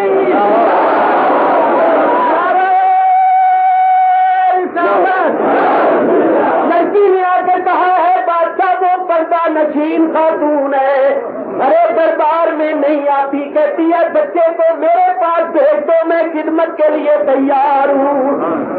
حضرت آسیہ نے کہا ہمیں ضرورت بھی ایسے ہی ہے، یہ پردہ نشین ہے. اب بچہ جا رہا، بچہ ماں کی طرف جا رہا ہے، کسی کو نہیں تھا. اللہ فرماتا ہے فَرَدَدْنَاهُ إِلَىٰ أُمِّهِ. ہم نے موسیٰ کو اس کی ماں کی طرف لوٹا دیا. کئی تقرّ عَيْنُهَا، تاکہ ماں کی آنکھیں ٹھنڈی رہیں. وَلِتَعْلَمْ، اور وہ جان لے أَنَّ وَعْدَ اللَّهِ حَقٌّ، اللہ کا وعدہ سچا ہوتا ہے. بیٹا پہنچ گیا. ماں جانتی ہے میرا فرزند ہے، فرزند جانتا ہے میری ماں ہے. موسیٰ علیہ السلام کی ماں نے اپنے فرزند کو گود میں لے کر جب منہ میں دودھ ڈالا اپنے پینا شروع کر دیا. علم تھا نا یہ میری ماں ہے. پہلوں کا نہیں پیا، علم تھا. یہ ہوئی ہے جن کا دودھ رب نے. علم تھا یا نہیں تھا؟ یہ کہاں علم ملا تھا؟ عالم ارواح. ایک دلیل عیسیٰ علیہ السلام پیدا ہوئے، پہلا دن ہے، ماں مریم گود میں اٹھا کر قوم کے سامنے آتی، قوم نے کہا مریم تیرا تو نکاح نہیں ہوا، یہ بچہ کیسے ہو گیا؟ تیری گود میں ہم ایسی چیز دیکھ رہے ہیں جس نے ہمیں تعجب میں ڈال دیا، جواب دے یہ بچہ کدھر سے آیا جبکہ تیرا بھی نکاح نہیں ہوا؟ مریم نے بچے کی طرف اشارہ کیا، اسی سے بات کرو۔ قالوا كيف نكلم من كان في المهد صبيا، وہ کہنے لگے ہم اس بچے سے کیسے کلام کریں جو گود کا بچہ ہے، جو بولنے کے قابل نہیں۔ بس وہ یہ کہہ رہے تھے کہ عیسیٰ علیہ السلام ماں کی گود میں بول پڑے، انی عبد اللہ، میں اللہ کا بندہ، آتانی الکتابا، اس نے مجھے کتاب دی ہے، وجعلنی نبیا، اس نے مجھے نبی بنایا، وجعلنی مبارکا اینما کنت، اس نے مجھے مبارک بنایا جہاں بھی میں رہوں، واوصانی بالصلاۃ والزکاۃ ما دمت حیا، اور اس نے مجھے نماز پڑھنے اور زکات دینے کی تاکید کی ہے جب تک میں زندہ رہوں، وبرًا بوالدتی، اور اس نے مجھے والدہ کے ساتھ نیک سلوک کرنے والا بنایا ہے۔ بتائیے کہاں پڑا تھا؟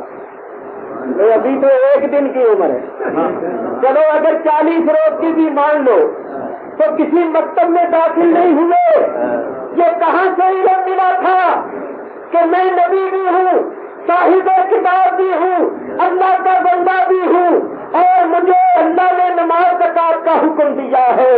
بولو یہ علم کہاں سے ملا تھا، کہاں حاصل کیا تھا؟ کہو عالم ارواح، عالم اچھا یہ تو تھی نبیوں کی بات، ولیوں کے بھی ایک دو سن، ولیوں کی بھی سن ہے، ولیوں کی بھی سنو۔ صحیح بخاری شریف کی حدیث ہے، صحیح بخاری، حضور علیہ الصلوۃ والسلام نے بطور حکایت واقعہ اپنے صحابہ کے سامنے بیان کیا، فرمایا میرے صحابیوں ایک عورت تھی، وہ اپنے بچے کو دودھ پلا رہی، دودھ پیتا بچہ، ایک آدمی جو بڑا خوبصورت جوان تھا وہ گزرا، اس عورت نے دیکھ کر کہا آہا یہ آدمی کتنا خوبصورت، کیسا جوان ہے، یا اللہ میرے بیٹے کو بھی ایسا ہی خوبصورت اور جوان بنانا۔ حضور فرماتے ہیں اس بچے نے ماں کا دودھ پینا چھوڑ دیا اور کہا یا اللہ مجھے اس جیسا نہ بنانا، پھر دودھ پینا شروع کر۔ ماں حیران، اتنا چھوٹا بچہ، دودھ پیتا بچہ، میں نے دعا کی ہے، اس نے میری دعا کو سمجھا بھی ہے، اور دودھ چھوڑ کر اس کے خلاف اللہ سے دعا کیا کہ مجھے ایسا نہ بنانا۔ ماں تعجب میں تھی کہ کیا ہوا، ایک عورت آ گئی، اس عورت کے متعلق شہر والے لوگوں کا گمان کچھ اچھا نہیں، لوگ بدگمانی رکھتے، اس عورت کے متعلق لوگوں کے خیالات اچھے نہیں، بدنام تھی۔ اس عورت نے جب دیکھا تو کہنے لگی یہ عورت کتنی بری ہے، سارے شہر میں یہ مشہور ہے، لوگ اس کی برائی کرتے ہیں، یہ بری عورت ہے، یا اللہ میرے بیٹے کو ایسا نہ بنانا۔ حضور فرماتے ہیں میرے ساتھیوں اس بچے نے پھر دودھ پینا چھوڑ دیا اور کہا یا اللہ مجھے ایسا بنا دینا۔ ماں نے تعجب کیا اور بچے کو ہلکا سا چوکا دے کر نہ ایسے، ارے وہ خوبصورت تھا، جوان تھا، تو میں نے دعا کی کہ ایسا تو ہو گئے، تو نے کہا ایسا نہ ہو، یہ بری عورت ہے، بدنام ہے، میں نے کہا کہ اس جیسا نہ ہو، تو نے کہا اس جیسا ہو جاؤں، تو یہ کیا بات ہے؟ اس بچے نے کہا میری بھولی ماں اور میری نہ جاننے والی ماں اور میری دعا کرنے والی ماں، تجھے پتا نہیں، تجھے خبر نہیں، یہ ظاہری شکل و صورت کے لحاظ سے خوبصورت ہے، جوان ہے، مگر اللہ کے نزدیک اچھا نہیں ہے، اللہ کے نزدیک اچھا نہیں۔ اور وہ عورت متعلق لوگوں میں بدنام ہے، لوگ اس کے متعلق برا خیال کرتے ہیں، بدگمان ہے، لیکن اللہ کے نزدیک اس کا بڑا درجہ، اللہ کے نزدیک وہ مقبولوں میں سے ہے۔ تو کیا تو چاہتی ہے کہ میں ان لوگوں میں سے ہو جاؤں جو اللہ کے نزدیک مقبول نہیں، مردود ہے؟ اور کیا تو یہ چاہتی ہے کہ میں مقبولوں میں سے نہ ہوں؟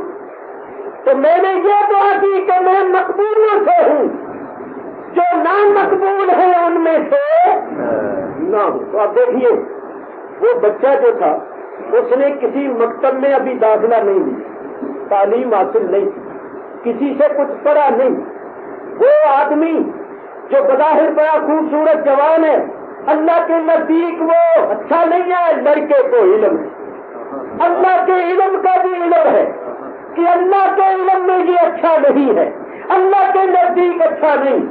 جو لوگوں کے نزدیک بری تھی، جس کے متعلق لوگوں کا خیال اچھا نہیں تھا، لڑکا جانتا ہے کہ اللہ کے نزدیک مقبولوں میں ہے، اور جب اللہ بچوں کو یہ علم عطا فرما دیتا ہے تو اس نے اپنے حبیب کو علم عطا نہیں فرمایا؟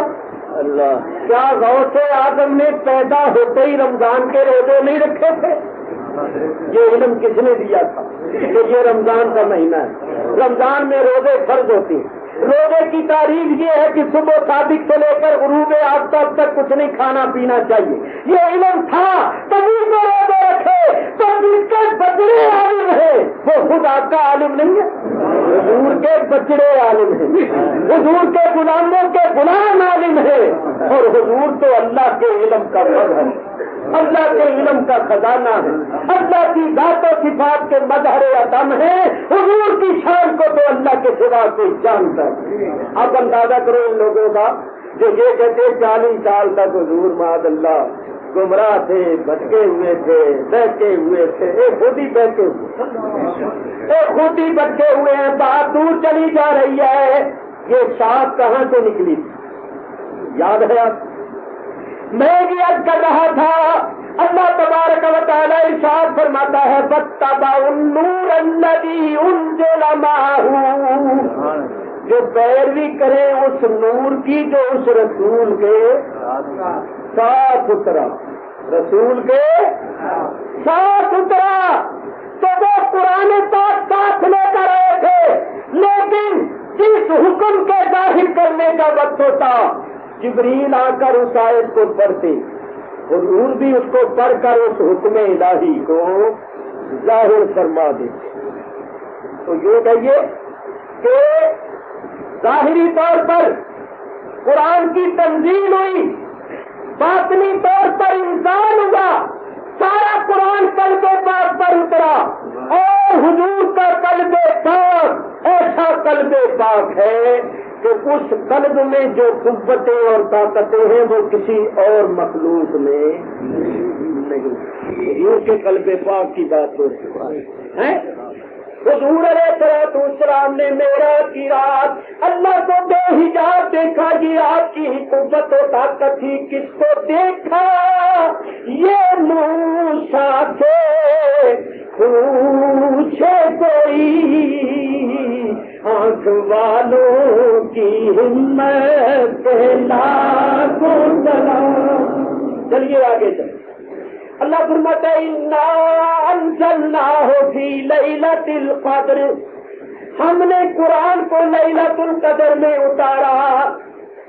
لیلہ عربی میں رات کو کہتے ہیں لیل، کیونکہ رات کالی ہوتی ہے نا۔ لیلہ کو بھی اس لیے لیلہ کہتے تھے، وہ بھی کالی ہے۔ تو یہ رات جو ہے، رات یہ لیل ہے اور یہ لیلا ہے، اور ہم سب مجنو ہیں جو اس رات کے دیوانے ہیں، اس رات کے سودائی ہیں، اور اس رات کے طالب ہیں، اس رات کے طالب ہیں۔ حضور نے فرمایا لیلۃ القدر کو تلاش کرو رمضان کے آخری عشرے کی طاق راتوں میں، رمضان کے آخری عشرے کی طاق راتوں میں اس کو ڈھونڈو، تو مجنون بن جاؤ، مجنون بن جاؤ، اور اس کو لے لو، اس کو پکڑ لو، اس کو حاصل کر لو، اس لہر کو پالو، جو پالے گا اس کا بیڑا پار ہو جائے گا۔ اچھا، چھپا دیا اس کو 5 راتوں، 21ویں، 23ویں، 25ویں، 27ویں، 29، چھپا کیوں دیا؟ صراحتاً کیوں نہیں فرمایا؟ تصریح کیوں نہیں کرتی؟ تعین کیوں نہیں کر دیا؟ اس میں حکمت، اللہ تعالیٰ کے کاموں میں حکمت، اللہ کے مجنون بن جاؤ، اور اس کو لے لو، اس کو پکڑ لو، اس کو حاصل کر لو، اس لہر کو پالو، جو پالے گا اس کا بیڑا پار ہو جائے گا۔ اچھا، چھپا دیا اس کو 5 راتوں، 21ویں، 23ویں، 25ویں، 27ویں، 29، چھپا کیوں دیا؟ صراحتاً کیوں نہیں فرمایا؟ تصریح کیوں نہیں کرتی؟ تعین کیوں نہیں کر دیا؟ اس میں حکمت، اللہ تعالیٰ کے کاموں میں حکمت۔ اللہ کے کتنے نام ہیں؟ 2 سے، مگر ان میں ایک اسم اعظم، اسم اعظم کو سارے ناموں میں چھپا دیا، تعین نہیں دیا۔ ولیوں کو اللہ نے اپنے ولیوں کو بھی لوگوں میں چھپا دیا ہے، چھپا دیا۔ کئی ولی ایسے ہیں جن کو لوگ ولی نہیں سمجھتے، ولی ہوتی، اور کئی ایسے ہیں جن کو لوگ ولی سمجھتے ہیں، وہ ولی نہیں ہوتے۔ اللہ نے ولیوں کو بھی اپنے بندوں میں چھپا دیا، اسم اعظم کو بھی چھپا دیا، لیلۃ القدر کو بھی چھپا دیا۔ فرمایا جمعے کے دن ایک ایسی ساعت ہوتی ہے کہ اس وقت جو دعا قبول ہوتی، جو دعا کی جائے وہ قبول ہوتی، وہ ساعت کون سی ہے؟ اس کو بھی چھپا دیا۔ کیوں چھپا دیا؟ اس میں حکمت۔ دیکھو، اگر اللہ تعین کر دیتا کہ میرے ناموں میں فلانا نام اسم اعظم ہے تو لوگ اسی کا ہی وظیفہ کر دیتے، دوسروں کو چھوڑ دیتے، دوسروں کو چھوڑ دیتے۔ اور اللہ کے سارے نام جو ہیں، سارے اسماء جو ہیں وہ حسنہ ہے، سب اچھے ہیں۔ اگر کوئی اخلاص، محبت، عقیدت سے پڑھے تو اللہ سب کو اسم اعظم بنا دے، سارے ہی اسم اعظم۔ اللہ کا کوئی نام چھوٹا نہیں، سارے بڑے ہیں۔ تو اللہ نے اس لیے چھپا دیا کہ لوگ کہیں دوسرے ناموں کو ہلکا نہ سمجھنے لگے، اور ان کو کہیں چھوڑ نہ دے، سارے ناموں کو جپتے رہے، پتا چلے کہ یہ طالب ہیں، ان کی طلب اور ان کے عشق اور ان کے اخلاص کا پتا چلے۔ اور اگر اللہ تعالیٰ ظاہر کر دیتا کہ بھئی یہ ولی ہے پکا، تو لوگوں نے وہ پیچھے پہ جانا سی تو سانو کون پوچھتا؟ ہوں کئی ساڈے تو بھی بھلے نے بھی شاید وہ بھی ہو گئے، تو اللہ نے اس لیے چھپا دیا کہ سب کا پردہ رہ جائے، سب کا پردہ رہ جائے اور سب کی عزت و تعظیم ہوتی ہے۔ نہیں تو لوگوں نے ایک کو پہ جانا، دوسرے نے کچھ نہیں پوچھنا ہی، انہوں نے شاید یہ بھی ہو گئے، شاید یہ بھی کچھ ہوئے، کہتے ہیں نا۔ تو اللہ تعالیٰ مہربان ہے، وہ کہتا ہے میرے دوسرے بندوں کی بھی عزت ہو۔ اور اگر تعین ہو جاتا کہ فلاں صاحب قبولیت کی ہے تو لوگوں نے اسی وقت ہی دعا کرنی تھی، باقی ساعتوں کو چھوڑ دینا۔ تو اللہ فرماتا ہے ساری ساعتوں میں لگے رہو، جو مزہ انتظار میں ہے وہ وصل میں نہیں۔ اس تجسس میں، جستجو میں لگے رہو۔ یہ تجسس، تلاش، جستجو اہل محبت سے پوچھو اس میں کتنا لطف ہے۔ دیکھو نا، کسی کا پیر آنے والا ہو اور وہ کہے میں پیر کے دن آؤں گا کسی وقت، تو سارا دن نگاہیں چوکھٹ کی طرف لگی ہے، اب آئے جو کبھی 4 بجے آؤں گا 5 بجے ستا رہے، 3 بجے اٹھے گا بھی ہونا کا ویلا ہو گیا، اب آنے کا وقت ہو گیا۔ اور اگر پیر وقت کا تعین نہ کرے تو صبح سے لے کر نگاہیں لگی رہے گی۔ اس انتظار میں جو مزہ ہے وہ محبت والے ہی جاتے۔ تو سمجھے کچھ وہ تھوڑی سمجھ آئی ہے نا؟ مینو آپ ہی نہیں سمجھ، میں تمہیں کی سمجھا، تم تو بہت ہی جانتے ہو اللہ کا فضل۔ تو میاں اللہ تعالیٰ کی یہ حکمت یہ ہے، اگر تعین کر دیا جاتا کہ فلانی رات ہے تو دوسری راتوں کو کسی نے نہیں جاگا، اب ساری راتوں کو قرآن خوانیاں شبینے، ہر سب کو سب قدر بنایا، اور حقیقت یہی ہے۔ کسی بزرگ سے کسی نے پوچھا حضرت جی شب قدر کی نشانی کیا ہے؟ انہوں نے فرمایا میں بتاؤں، ہر شب قدرست اگر قدر بدانی، اگر تو قدر جانے تو تیرے واسطے ہر شب بھی شب قدر ہے، اور اگر تو قدر نہ جانے تو تیرے واسطے شب قدر بھی شب قدر نہیں ہے۔ تو میاں یہ قدر کی بات کو قدر والے ہی جانتے ہیں، ہم کیا جانتے ہیں؟ تو یہ اللہ تعالیٰ کی حکمت ہے، سمجھ گئے؟ لو میں کہ چھوٹی جی گل کرا، میرے خیال پر سوچے چلے گا 29ویں ایسا یہ میرا خیال ہی ہے، میں 29ویں شب ہے اس سال، یہ میرا خیال ہے کہ اس سال 29ویں شب ہے، ویسے ہر شب قدر است ہے اگر قدر بدانی، مگر مجھے ایسی سمجھ آ رہی ہے کہ اس سال 29ویں ہے۔ بولو کیا ہے؟ 29۔ خیر میں عرض کر رہا تھا میرے بزرگوں اور دوستوں، اللہ تبارک و تعالیٰ کی یہ حکمتیں ہیں، حکمتیں اللہ کی حکمتیں، وہ چھپا دیتا ہے اور سب سے تو نہیں نا چھپی رہتی، لیلا سب سے تو نہیں نا چھپی رہتی، مجنوں تو اس کو پا ہی لیتا ہے، تو مجنوں بننا شرط ہے۔ حضور نے فرمایا اذکروا اللہ حتی یکونوا مجنون، اتنا اللہ کا ذکر کرو کہ لوگ تمہیں مجنوں کہنا شروع کر دیں، مجنوں بن جاؤ مجنوں۔ جس طرح مجنوں ہر وقت لیلا لیلا کرتا رہتا تھا، اسی طرح تم بھی ہر وقت اللہ اللہ کرتے ہو۔ مجنوں جب تک نہیں بنو گے بات نہیں ہے، اور مجنوں کی یہ حالت تھی، ہر جگہ لیلا لیلا لیلا، زمین کو کاغذ بنایا ہوا، انگلی کو قلم بنایا ہوا، لکھ رہا ہے لیلا لیلا۔ کسی نے پوچھا یہ کیا کر رہا ہے؟ کہے گا لیلا کو خط لکھ رہا ہوں۔ اس نے کہا کون سے لیٹر باکس میں یہ خط ڈالو گے؟ کس طرح پہنچے گا یہ خط؟ کیا زمین کا ٹکڑا اٹھا کے اس کے پاس بھیج دو گے؟ مٹی کے اوپر تو لکھا ہوا قائم نہیں رہے گا۔ کہنے لگا اس کے پاس پہنچے نہ پہنچے مجھے کیا،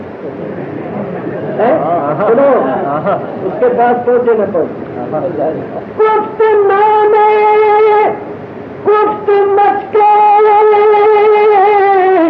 نام لیلا می کنم،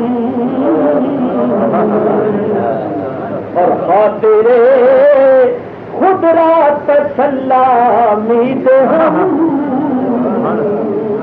اس کے پاس پہنچے نہ پہنچے میرے دل کو تو اطمینان ہو ہی رہا ہے، اور میرے دل کی تسکین کا تو سامان ہو رہا ہے۔ جب اس کو نام لیتا ہوں میرے دل کو تسکین ہوتی ہے، اس کے پاس پہنچے نہ پہنچے اس سے کیا ہے؟ تو میاں مجنوں بن جاؤ، مجنوں۔ دیکھو دیکھو، اور یہ جو مجنوں کی بات ہے اس میں بھی بڑی معرفت۔ سنو اس کے پاس پہنچے نہ پہنچے، میاں وہ قبول کرے نہ کرے تم سجدے کرتے جاؤ، وہ دعا قبول کرے نہ کرے تم التجا کرتے جاؤ، تم اس کی بارگاہ میں سجدہ ریزی کرتے جاؤ، التجا فریاد کرتے جاؤ۔ مان لینا محبت ہے، منوا لینا محبت نہیں ہے، محبت مان لی جاتی ہے، منوائی نہیں جاتی۔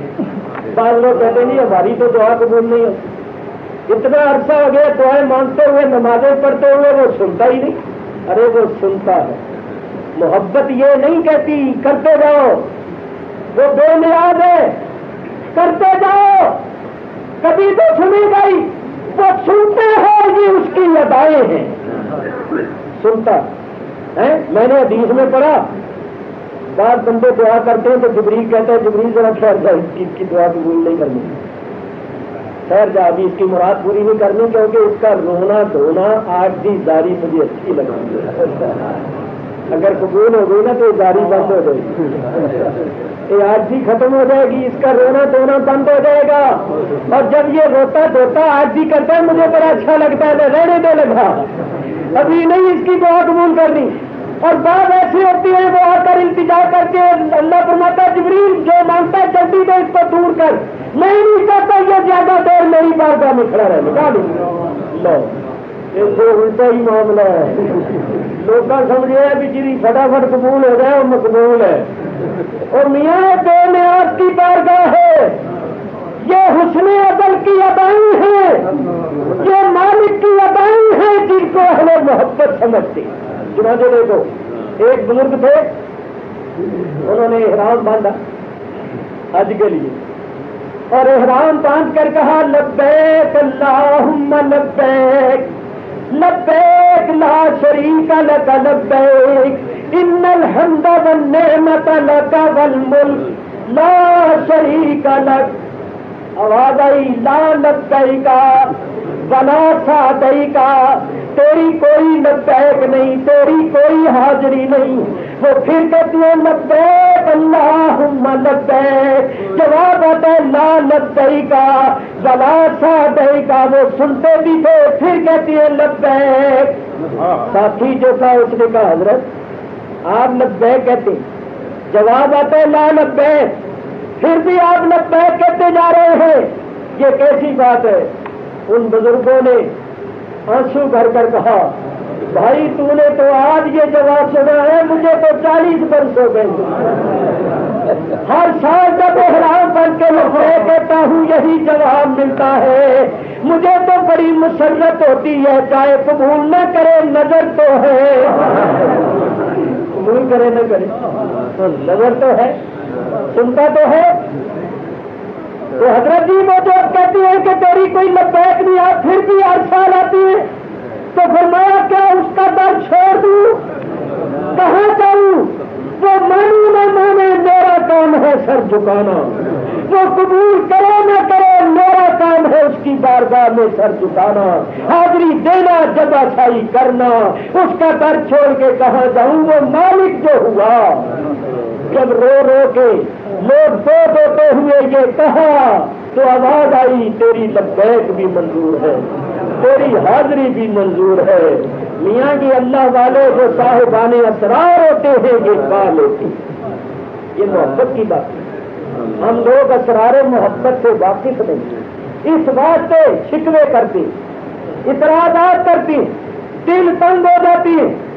نہیں، اللہ کے متعلق ہر وقت نیک گمان رکھو، بس اس کی بارگاہ میں التجا فریاد کرتے رہو، وہ بڑا کریم، وہ بڑا رحیم ہے، اس کے کرم اور رحم کی تو انتہا نہیں ہے۔ اور پھر ہم چاہے کتنے ہی نکمے ہیں اس کے محبوب کے غلام ہیں، اور محبوب کے غلاموں، محبوب کے امتیوں، تم اللہ تو بڑے پیارے ہو، یہ الگ بات ہے کہ تم امتی بننے کی کوشش نہ کرو، تم ٹیٹی بن جاؤ، ہپی بن جاؤ، تمہیں یہود و نصارہ کی ادائیں پسند ہو، لیکن قسم خدا کی اللہ کے نزدیک محبوب کے غلاموں کی بڑی قدر۔ ذرا دیکھو تو صحیح، ایک مرتبہ جبریل امین نے نماز پڑھی، 2 رکعت پڑھی، ہر رکن میں 70 ہزار سال لگائے، 70,000 برس قیام میں گزارے، 70,000 برس رکوع میں، 70,000 برس سجدے میں، ہر رکن میں 70,000 برس لگائے۔ سلام پھیر کے کہا مولا آج تک تیری مخلوق میں سے کسی نے تیری ایسی نماز نہیں پڑھی کہ ہر رکن میں 70,000 سال لگائے؟ رب نے فرمایا کسی نے نہیں پڑھی، جبریل تو نے پڑھی، لیکن اے جبریل سن، میرا حبیب نبی آخر الزمان احمد مصطفیٰ محمد مصطفیٰ صلی اللہ علیہ وسلم میری بارگاہ میں اتنا درجہ مرتبہ رکھتا ہے کہ اس کے امتی، اس کے غلام 2 رکعت نماز پڑھیں گے 2 منٹوں میں، میری بارگاہ میں جو اس کا درجہ ہے وہ تیری اس نماز کا درجہ ہے۔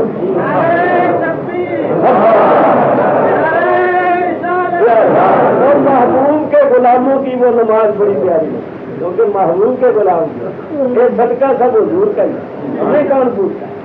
ہم کیا، ہماری عبادتیں کیا، یہ ہمارے حج نماز روزے کیا ہیں؟ یہ تو صدقہ ہے حبیب کا، یہ تو ان کا صدقہ ہے، وہ دعائیں کر گئے ہیں، ان کے ہاتھ اٹھ گئے ہیں قیامت تک کے غلاموں کے لیے، بس وہ اٹھے ہوئے ہاتھ کام بنا گئے، ہمیں کون پوچھتا، ہم کیا ہے؟ بات دور چلی جا رہی ہے۔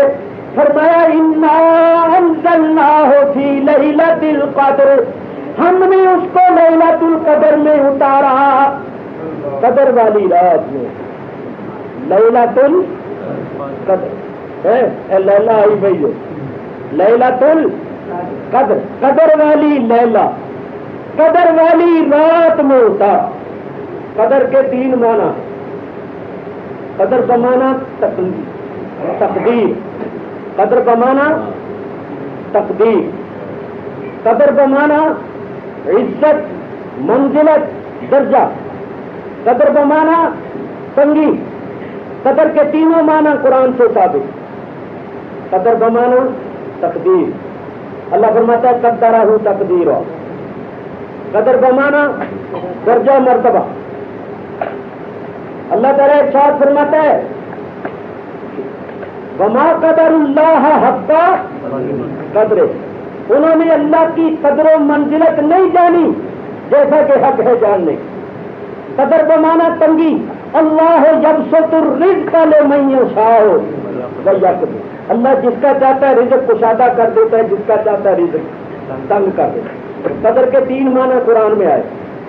قدر کا معنی تقدیر، اگر قدر کا معنی تقدیر ہو تو پھر بھی درست، کیونکہ اس رات میں سال بھر میں ہونے والے امور مقدر ہوتے ہیں۔ چنانچہ فرمایا من کل امر، کہ فرشتے اللہ کے ہر امر میں سے لے کر اترتے، سال بھر میں ہونے والے تمام امور اس رات میں اللہ تعالیٰ فرشتوں کے سپرد کرتا ہے، جن فرشتوں کی ڈیوٹیاں اللہ تعالیٰ نے اس عالم میں لگائی۔ اگر قدر کا معنی قدر و منزلت درجہ مرتبہ ہوگی ٹھیک، آپ پڑھ چکے ہیں سن چکے ہیں کہ یہ رات ایسی درجے والی ہے کہ 1000 مہینے سے تھے۔ اگر قدر کا معنی تنگی ہو تو پھر مطلب کیا ہے کہ اس رات کی عظمت کا یہ عالم ہے کہ اس رات میں اتنے فرشتے آسمانوں سے آتے ہیں کہ ان کے واسطے زمین تنگ ہو جاتی، جگہ نہیں ہے۔ 3 معنی یہاں درست ہو جائے۔ اللہ فرماتا ہے انا انزلناہ فی لیلۃ القدر، بے شک ہم نے اس کو لیلۃ القدر میں اتارا، وما ادراک ما لیلۃ القدر، اور تم نے نہیں جانا کہ لیلۃ القدر کیا۔ ماں نافیہ ہو تو مانا یہ ہوگا کہ ما ادراک، آپ نہیں جانتے کہ لیلۃ القدر کیا۔ اگر ماں نافیہ ہو تو سنو یہاں ایک بہت بڑا مسئلہ حل ہوگا۔ ادراک کا یہ ہے ادراک سے، ایک ہوتا ہے علم اور ایک ہوتا ہے ادراک، درایت۔ یہ ادراک درایت سے، درایت کے معنی ہے ادراک بالقیاس، یعنی کسی چیز کو قیاس سے جاننا۔ اللہ فرماتا ہے ما ادراک، آپ قیاس سے نہیں جانتے کہ لیلۃ القدر کیا۔ لیلۃ القدر جو 1000 مہینے سے بہتر ہے، اس کا پتہ اٹکل قیاس سے نہیں۔ یہ جو بڑی رات ہے، بولو ویسے تو یہ دوسری راتوں جیسی ایک رات ہے، لیکن اس کا اتنا درجہ ہے کہ یہ 1000 مہینے سے بہتر ہے، تو اس کا پتہ ہمیں کیسے چلا؟ اٹکل قیاس سے نہیں، اللہ کے فرمانے سے۔ تو اللہ فرماتا ہے میرے حبیب تم اٹکل سے نہیں جانتے کہ یہ رات کیا رات ہے، ہمارے بتانے سے جانتے ہو کہ یہ 1000 مہینے سے بہتر ہے۔ یہاں میں عرض کروں 14ویں صدی کے بعد لوگ جنہوں نے درایت اور علم میں فرق نہ کیا وہ بہک گئے، گمراہ ہو گئے۔ میں آپ کو بتاتا ہوں، انہوں نے یہ لکھا ہے 14ویں صدی کے بعد لوگوں نے، جو کہتے ہیں سلام پڑھنا شرک ہے، عرس کرنا بدعت ہے، سمجھ گیا نا؟ نام لینے کی کوئی ضرورت نہیں، نام کیا لینا ہے؟ بھابی دیوبندی کہنا ہی نہیں چاہیے، آج کل نام لینا ہی نہیں چاہیے، نام لینا ہی نہیں چاہیے، کیا ضرورت ہے نام لینا؟ انہوں نے اپنی کتاب میں لکھا، کون سی کتاب میں؟ اگر میں کتابوں کے نام بتانے شروع کروں، براہین قاطعہ، براہین قاطعہ، اس کے اندر لکھا ہے۔ یہ مولوی خلیل احمد امبیڈوی نے کتاب لکھی ہے، مولوی رشید احمد گنگوئی کی، یہ مصدق ہے، انہوں نے تصدیق۔ اسی طرح دوسری کتابوں میں بھی توحید نمبر جہاں سے شائع ہوا تھا اس کا پہلا مضمون تھا نقش اول، اس کے اندر بھی اس کو لکھا، اور بھی کئی کتابوں میں انہوں نے لکھا ہے۔ کیا نبی کریم علیہ الصلوۃ والسلام ارشاد فرماتی ہیں لا ادری ما یفعل بی ولا بکم، کتنا لکھ دیں، اور ترجمہ یہ کرتے ہیں کہ نبی کریم نے فرمایا لا ادری، میں نہیں جانتا، ما یفعل بی ولا بکم، کہ کل قیامت کے دن میرے ساتھ کیا معاملہ ہوگا اور تمہارے ساتھ کیا ہوگا۔ اس کو لکھ کر نتیجہ یہ نکالتے ہیں کہ نبی کریم علیہ الصلوۃ والسلام کو معاذ اللہ نہ اپنے انجام کی خبر ہے نہ دوسرے کے انجام کی خبر، نہ اپنی عاقبت کا علم ہے نہ دوسروں کی عاقبت کا علم ہے، کیونکہ صاف فرمایا کہ میں نہیں جانتا تمہارے ساتھ کیا ہوگا اور میرے ساتھ کیا ہوگا۔ توبہ توبہ۔ اب آپ اندازہ کرو کہ اگر سید الانبیاء حبیب کبریا کو بھی اپنی عاقبت کا پتہ نہیں ہے تو پھر ختم ہو گئی بات ہے۔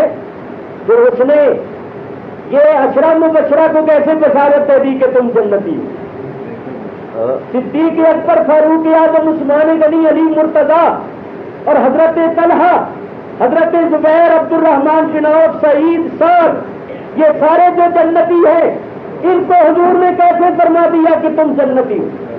جو بدر میں شریک ہوئے تھے فرمایا اے معلوم آسے تم فقط غفر اللہ لکم، اب تم جو چاہو عمل کرو اللہ نے تمہیں بخش دیا ہے۔ حسن حسین سے فرمایا تم جنت کے نوجوانوں کے سردار ہو۔ اپنی بیٹی فاطمہ زہرا سے فرمایا کیا تو اس پر راضی نہیں ہے کہ تو جنت کی عورتوں کی سردار ہو؟ فرمایا جنہوں نے وہ درخت کے نیچے میرے ہاتھ پر بیعت کی تھی اور اللہ ان سے راضی ہو گیا تھا وہ سب بخشے گئے۔ نہیں، فرمایا طوبی لمن رآنی، جس نے بھی ایمان کے ساتھ مجھے دیکھ لیا اس کے لیے بخشش کی خوشخبری ہے۔ اس کو اپنی عاقبت کا پتہ ہی نہیں، تم کہتے ہو پتہ ہی نہیں، اور اللہ فرماتا ہے آسان یا ایسا کا رب کا مقام محمودا۔ حضور کو یہ احتیاط تھی یا نہیں تھی؟ ارے تم کہتے ہو خبر ہی نہیں، اور رسول اللہ فرماتے ہیں سب سے پہلے قیامت کے دن میں اپنی قبر سے اٹھوں گا، پھر صدیق کو اٹھاؤں گا، پھر فاروق کو اٹھاؤں گا، پھر بقی والوں کو اٹھاؤں گا، پھر مکے والوں کو اٹھاؤں گا۔ فرمایا سب سے پہلے جنت کا دروازہ میں کھٹکھٹاؤں گا، اللہ میرے لیے جنت کا دروازہ کھولے گا، سب سے پہلے مجھے جنت میں داخل کرے گا۔ جب تک جنت میں قدم نہیں رکھوں گا کسی پر جنت حلال نہیں ہوگی۔ فرمایا قیامت کے دن حمد کا جھنڈا میرے ہاتھ میں ہوگا، سارے نبی میرے جھنڈے تلے ہوں گے، میں سارے نبیوں کا امام ہوں گا، سارے نبیوں کا خطیب ہوں گا۔ فرمایا جب سارے نبی خاموش ہوں گے اس وقت بات کرنے والا میں ہوں گا، جب سارے مایوس ہوں گے خوشخبری دینے والا میں ہوں گا، جب سارے محبوس ہوں گے اس وقت ان کو رہائی دلانے والا میں ہوں گا۔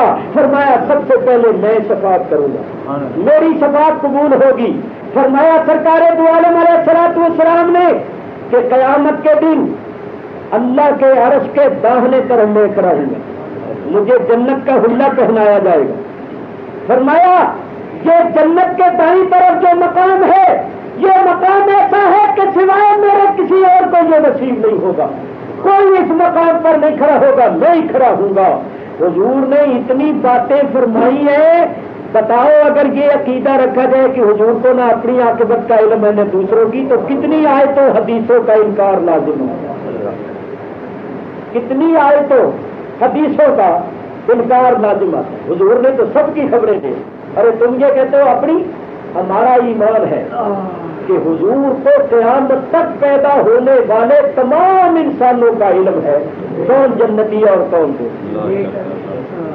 اور یہ خوشخاصہ عقیدہ نہیں، ترمذی شریف کے اندر حدیث دیکھ لو، حضور علیہ الصلوۃ والسلام کے ہاتھوں میں 2 کتابیں تھیں، ان دونوں کتابوں کو اونچا کیا، فرمایا میرے ساتھیوں یہ میرے ہاتھوں میں کیا؟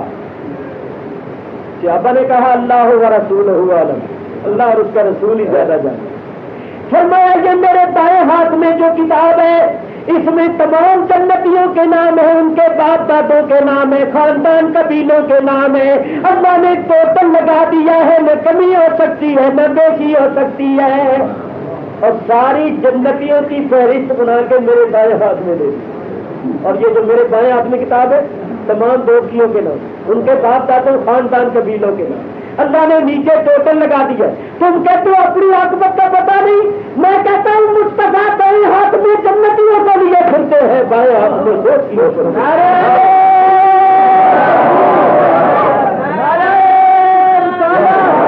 حضور تو ہر ایک کا علم ہے, حضور کی تو بڑی شان ہے, اہل اللہ کو علم ہوتا ہے. اہل اللہ پہچانتے ہیں کون شہید ہے, کون شقی ہے, کون جنتی ہے, مگر ان کے لبوں پر مہریں لگی ہوتی ہیں, ظاہر کرنے کا حکم نہیں ہوتا ہے. تو دور چلی گئی بات. تو آیت جو کرتی ہے قرآن شریف کی, اس کا مطلب نہیں سمجھ. سنو اسی کے بعد مطلب حل ہو رہا ہے. فرمایا لا ادری, لا عالم نہیں پڑھا, ادری درایت سے ہے, اور درایت کے معنی ہے اٹکل قیاس سے جاننا, ادراک بالقیاس. تو سرکار فرماتی ہے میں قیاس سے نہیں جانتا, یعنی میرا علم اٹکل اور قیاسی علم نہیں ہے, میرا علم قطعی اور یقینی ہے جو اللہ نے مجھے عطا فرمایا ہے. میں جو تمہیں خبریں دیتا ہوں کہ میرا یہ درجہ مرتبہ ہوگا, تمہارا یہ انجام ہوگا, تو یہ میں اٹکل قیاس سے نہیں کہتا, اللہ تعالیٰ کی تعلیم سے کہتا. چنانچہ آگے کا حصہ یہ چھوڑ دیتی ہے, آیت کے آگے جو ہے نا وہ چھوڑ دیتے, کیونکہ وہ بھی پڑھے تو مسئلہ حل ہو جائے. فرمایا لا ادری ما یفعل بی ولا بکم ان اتبع الا ما یوحی الی. فرمایا میں تو اس وحی کی پیروی کر کے تمہیں بتا رہا ہوں جو میری طرف ہوتی ہے. یعنی میرا علم اٹکلی قیاسی علم نہیں ہے, قطعی یقینی علم ہے جو اللہ نے وحی کے ذریعے مجھے عطا فرمایا. تو میرا علم قطعی ہے, یقینی ہے, یہ ہے مطلب. اور انہوں نے یہ مطلب نکال لیا کہ نہ اپنی خبر ہے اور نہ دوسروں. بولو اس سے حضور کو کتنی تکلیف ہوتی ہے جب یہ کہتے ہیں حضور کو اپنی عاقبت کا بھی پتہ نہیں ہے. تو حالانکہ یہ خطبے پڑھتے ہیں تو کہتے ہیں الحمدللہ رب العالمین بل عاقبۃ للمتقین. تو متقیوں واسطے عاقبت ہے تو جڑا سارے جہان دے متقیوں کا سردار ہے انہوں خبر ہی کوئی نہیں, یہاں کی مت ہی ماری گئی. ایمان کی عقل کا جنازہ ہی نکل گیا. بولو ایمانداری سے بولو, چلو ساری باتیں چھوڑ کر ذرا اپنے ایمان اور عقیدے سے فتویٰ پوچھو. کیا کسی مومن کا ایمان اس بات کو قبول کرتا ہے کہ وہ یہ کہے کہ اللہ کے حبیب کو بھی اپنے انجام بتائے؟ کتنی بات ہے. اور وہ تو اللہ کے حبیب ہے اور جنت کے مالک ہے. اللہ فرماتا ہے انا اعطیناک الکوثر, وہ تو صاحب کوثر ہے, وہ تو مالک جنت ہے, وہ تو اللہ کی عطا سے دوسروں کو بھی جنت عطا فرماتی, دوسروں کو جنت عطا فرماتی. تو دور چلی گئی بات. اللہ فرماتا ہے وما ادراک ما لیلۃ القدر, لیلۃ القدر خیر من الف شہر. آپ اٹکل کے ہاتھ سے اس رات کا درجہ مرتبہ نہیں جانتے, ہمارے بتانے سے جانتے ہیں کہ یہ رات اتنی فضیلت والی, اتنے درجے والی. تنزل الملائکۃ والروح فیہا بإذن ربہم, اترتی ہے اس رات میں فرشتے فوج در فوج, اور روح اپنے رب کے حکم. اس رات میں فرشتے اترتے, یہ نہیں ہے کہ ایک دم اتر جاتے سارے, نہیں, ساری رات اترتے رہے. ایک لشکر کے بعد دوسرا, دوسرے کے بعد تیسرا, لشکروں پر لشکر چلے آ رہے. اتنی تعداد میں آئیں گے کہ زمین ان کے واسطے تنگ ہو جائے گی. بے شمار فرشتے اس رات میں آتے ہیں. والروح, اور روح بھی, روح سے مراد کیا؟ بعض مفسرین فرماتے ہیں جبریل امین, یعنی سارے فرشتوں کے ساتھ سارے فرشتوں کا سردار جبریل امین بھی اس رات میں آتے. اور بعض مفسرین بزرگان دین نے فرمایا کہ روح سے مراد انبیاء و اولیاء کی روحیں ہیں. شاہ عبدالعزیز محدث دہلوی رحمۃ اللہ علیہ کی تفسیر عزیزی پڑھ کے دیکھیں, وہ فرماتے ہیں روح سے مراد انبیاء و اولیاء کی روحیں بھی ہیں. تو معلوم ہوا فرشتوں کے ساتھ انبیاء و اولیاء کی مقدس ارواح بھی آئی. اندازہ کرو یہ رات کتنی فضیلت والی بات. اس رات میں نبی ولی ان کی روحیں بھی آتی. کیا کرتی آ کر؟ جو لوگ اس رات میں مصروف عبادت ہوتے، ذکر فکر میں ہوتے، ان کے پاس آ کر بیٹھتے، انس حاصل کرتے، ان کو دیکھ کر خوش ہوتے، ان کے لیے بخشش کی دعائیں کرتے. اللہ اکبر، یہ کتنی بڑی بات ہے کہ ایسی پاکیزہ ہستیاں ہمارے پاس آ کر بیٹھتی ہیں اور ہمیں دیکھ کر خوش ہوتی ہیں اور ہمارے لیے دعائیں فرماتی. یہ کتنی بڑی بات ہے. اور یاد رکھو، انبیاء و اولیاء کی روحیں جہاں جانا چاہتی ہیں چلی جاتی. علامہ قاضی ثناء اللہ پانی پتی جو شاہ ولی اللہ محدث دہلوی کے شاگرد ہیں اور اتنے بڑے بزرگ، انبیاء و اولیاء کی روحیں جہاں جانا چاہتی ہیں چلی جاتی.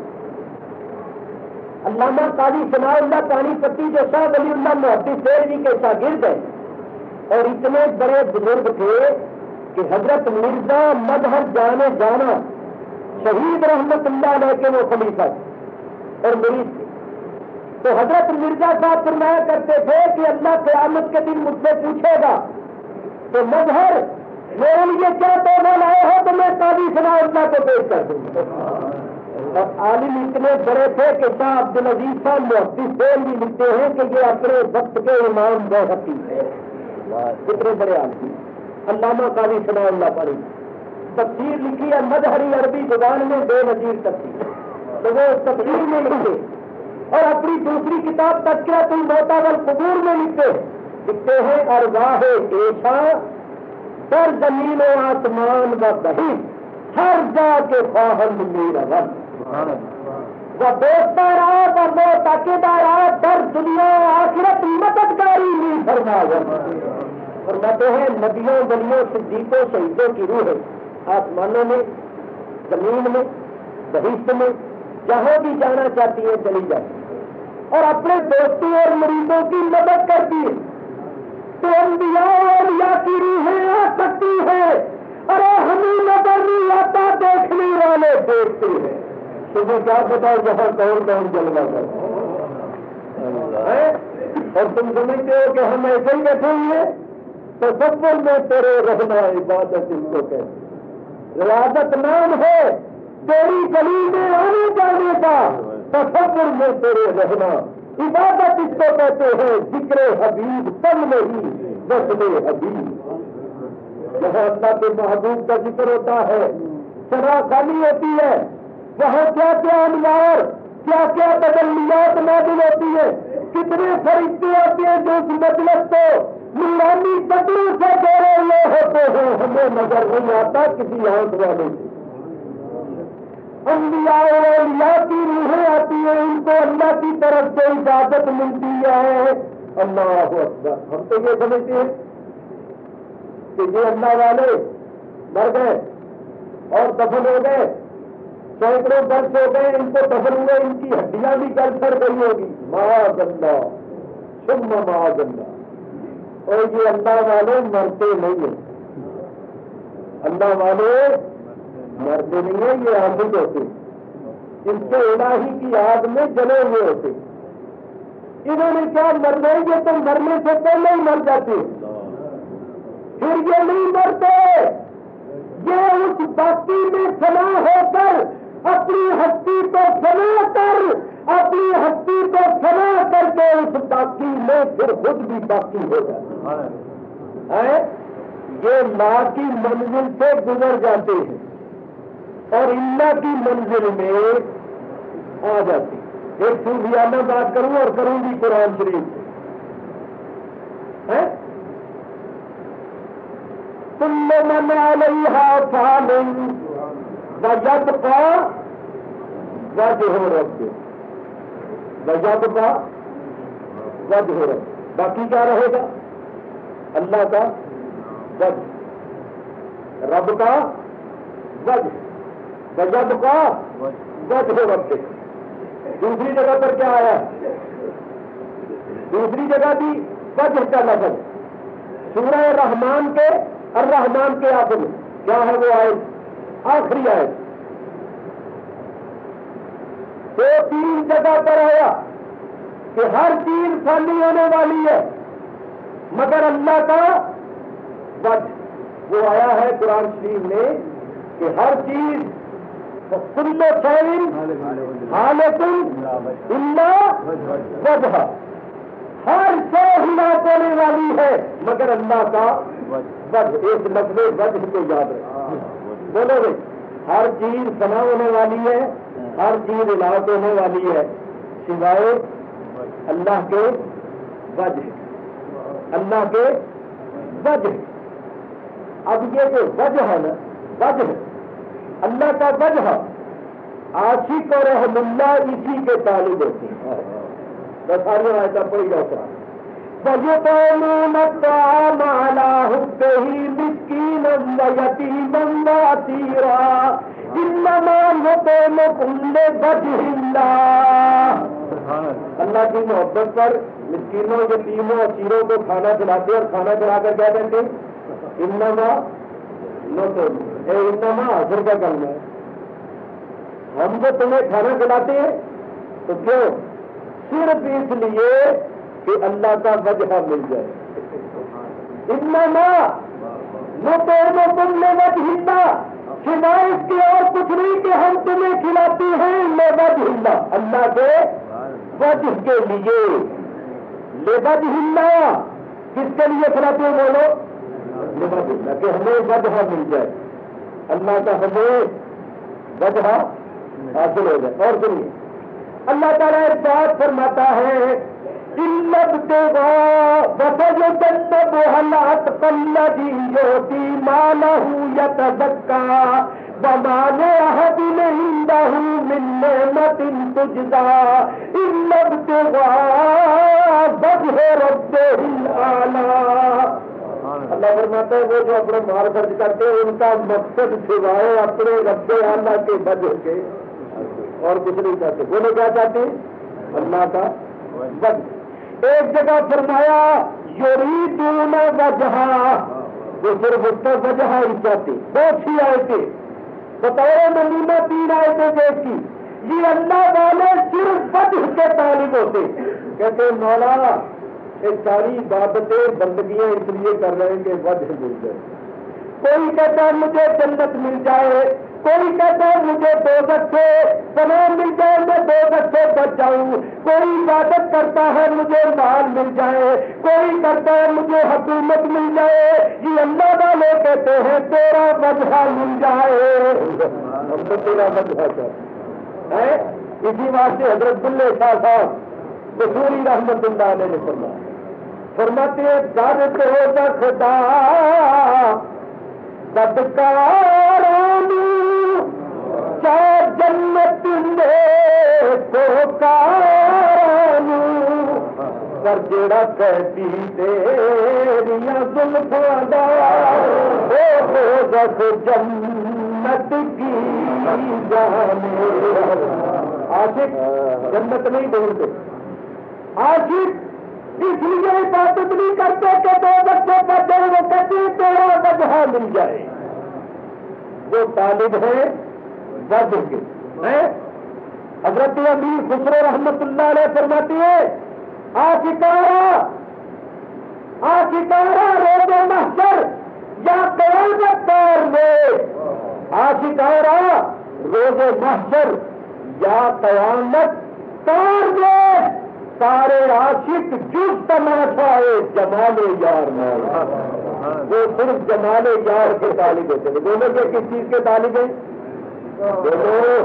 اور قرآن کی آیتیں پڑھی وجہ کے. تو جب اللہ کے وجہ کے لیے جو اتنا کچھ کرتے ہیں تو اللہ ان کو وجہ نہیں دیتا.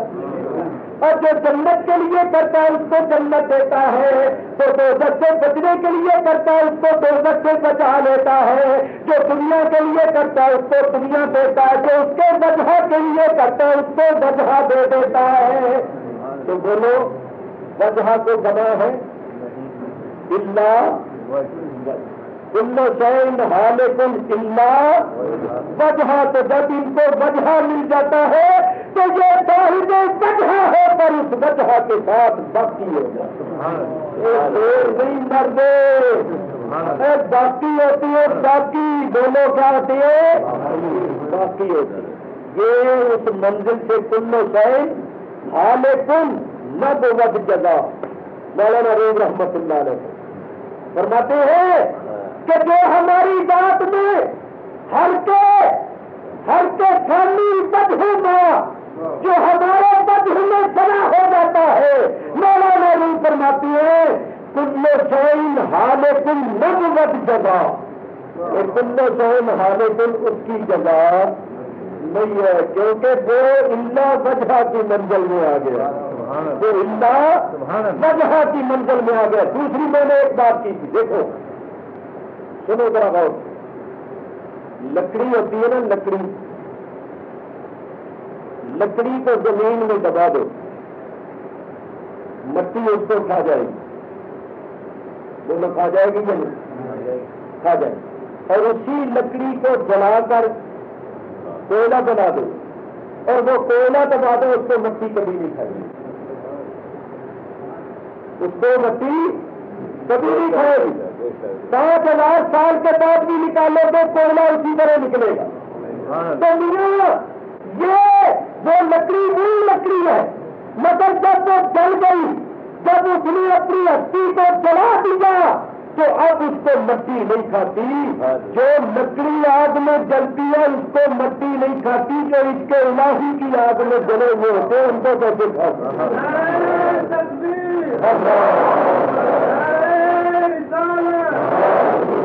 ان کو مٹی نہیں کھا سکتی، اسی واسطے فرمایا ان اللہ حرم علی الارض ان تاکل اجساد الانبیاء، اللہ نے زمین پر حرام کر دیا ہے نبیوں کے جسموں کا کھانا، ان کے جسم سلامت ہوتے ہیں، یہی حال ان کے غلاموں کا ہوتا ہے علی قدر مراتب، یہ جو اس کے الہی کی آگ میں جلے ہوئے ہوتے ہیں ان کو مٹی نہیں کھاتی، یہ سلامت ہوتی۔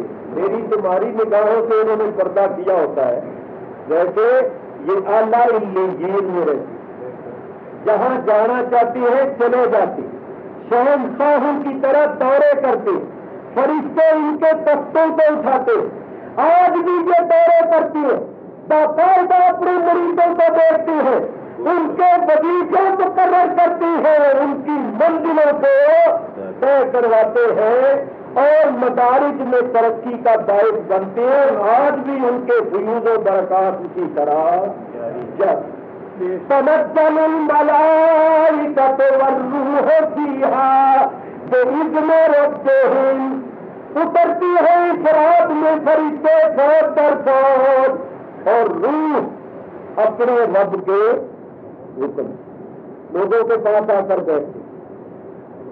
اس وقت کسی کے پاس فرشتے آتے ہیں، وہ بیٹھا ہوتا ہے، اچانک اس پر ایک رکت سی تاری ہوتی، ایک لرزہ سا تاری ہو جاتا ہے، ایک کپکپی سی تاری ہوتی ہے، بدن پر رونگٹیں کھڑے ہو جاتی ہیں، قلب میں رکت اور خشیت پیدا ہو جاتی ہے۔ جب اچانک بیٹھے بیٹھے کسی کی ایسی حالت ہو تو وہ سمجھے کہ میرے پاس اس وقت فرشتے بیٹھے، وہ وقت بڑا خاص وقت ہوتا ہے، قبولیت کا وقت ہوتا ہے۔ یہ نشانی بزرگان دین نے بیان فرمائی۔ یہ فرشتے مسلمانوں کے گھروں میں بھی جاتے ہیں، لیکن جہاں تصویریں آویزاں ہوں، جس گھر میں کتا بندہ ہوا ہو اس گھر میں نہیں جاتے۔ کتا حفاظت کے لیے، مکان کی کھیتی باڑی کی حفاظت کے لیے، شکار کے لیے رکھنا جائز، حضور نے مستثنیٰ کیا، لیکن اگر کتا گھر کی حفاظت کے لیے رکھا جائے تو اس کو باہر باندھو، کمروں کے اندر نہ باندھو۔ جن کمروں میں آپ عبادت میں مصروف ہوتی ہیں، نماز پڑھتی ہیں، ان کمروں میں اس کتے کو کبھی نہ باندھو، کیونکہ رحمت کے فرشتے نہیں آتے۔ اور ایک ہے تصویر کا خاص طور پر آویزاں کرنا، جب حکم بدل جاتا ہے حالت بدل جاتی ہے، حکم نہیں بدل جاتا۔ یہ میں نے بات اس لیے کی کہ یہ زمانہ ہے تنقید کا. لوگ کہتے ہیں جی مولوی صاحبان کہتے ہیں جہاں تصویر ہو وہاں رحمت کے فرشتے نہیں آتے. تو کون سے گھر میں تصویر نہیں ہوتی؟ سب کے گھروں میں اخبارات پڑھے، اخباروں میں تصویر. سب کے گھر میں نوٹ پڑے، نوٹوں پر تصویر. قائد اعظم کی تصویر. کسی اور ملک کی کرنسی ہوگی تو اور ان کی تصویر ہے. تو پھر رحمت کا فرشتہ تو کہیں بھی نہیں آتا ہوگا. ویسے ایک دریا مائی تھی، ان کی بات مجھے ابھی تک یاد ہے. وہ بیچاری دیہات کی رہنے والی جب وہ کراچی شہر میں آئی، اس نے دیکھا جگہ جگہ سینمے اور بڑی بڑی تصویریں لگی ہوئی ہیں. تو وہ مائی کہنے لگی ہم نے علماء سے سنا ہے کہ جس گھر میں تصویر ہو وہاں رحمت کے فرشتے نہیں آتے. اس شہر میں اتنی بڑی بڑی تصویریں لگی ہوئی ہیں جہاں کی تو فرشتے آتے ہیں. تو بات تو صحیح ہے. ویسے میں عرض کروں کہ دیکھو جب حالت بدل جاتی ہے حکم بھی بدل جاتا ہے. ایک ہے تصویر کا خاص طور پر آویزہ کرنا،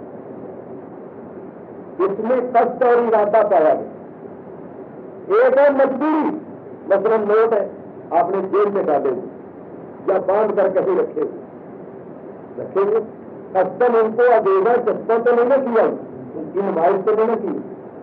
اخبار آ جاتے ہیں آپ پڑھتے ہیں ان کو رکھتے چلے جاتے، باقاعدہ طور پر چسپاں نہیں کر.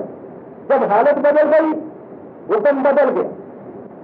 دیکھو نا سمجھانے کے لیے بڑی آسان مثال پیش کرو. ہمارے اندر پردے کے اندر نجاست ہے یا نہیں؟ بولے بھائی پیٹوں کے اندر نجاست ہے یا نہیں؟ تو اس کے اندر ہے، پردے میں ہے.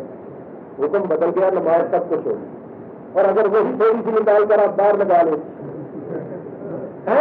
وہ نماز نہیں ہوگی. تو جب حالت بدل جائے گی حکم بھی بدل جائے. معلوم ہوا جو چیز پردے میں ہے اس کا حکم اور ہوتا ہے، جو خاص طور پر دائر لگائی جائے اس کا حکم اور ہوتا ہے. کسی طرح اس کو سمجھ لو کہ ہم نے بند کر کے باندھا رکھا ہی ہے تصویریں، اور ایک ہے خاص طور پر چسپے کرنا، نمائش کرنا، یہ نہیں جائے. وہاں رحمت کے فرشتے نہیں آتے. تو اپنے گھروں کو تصویروں سے پاک رکھو.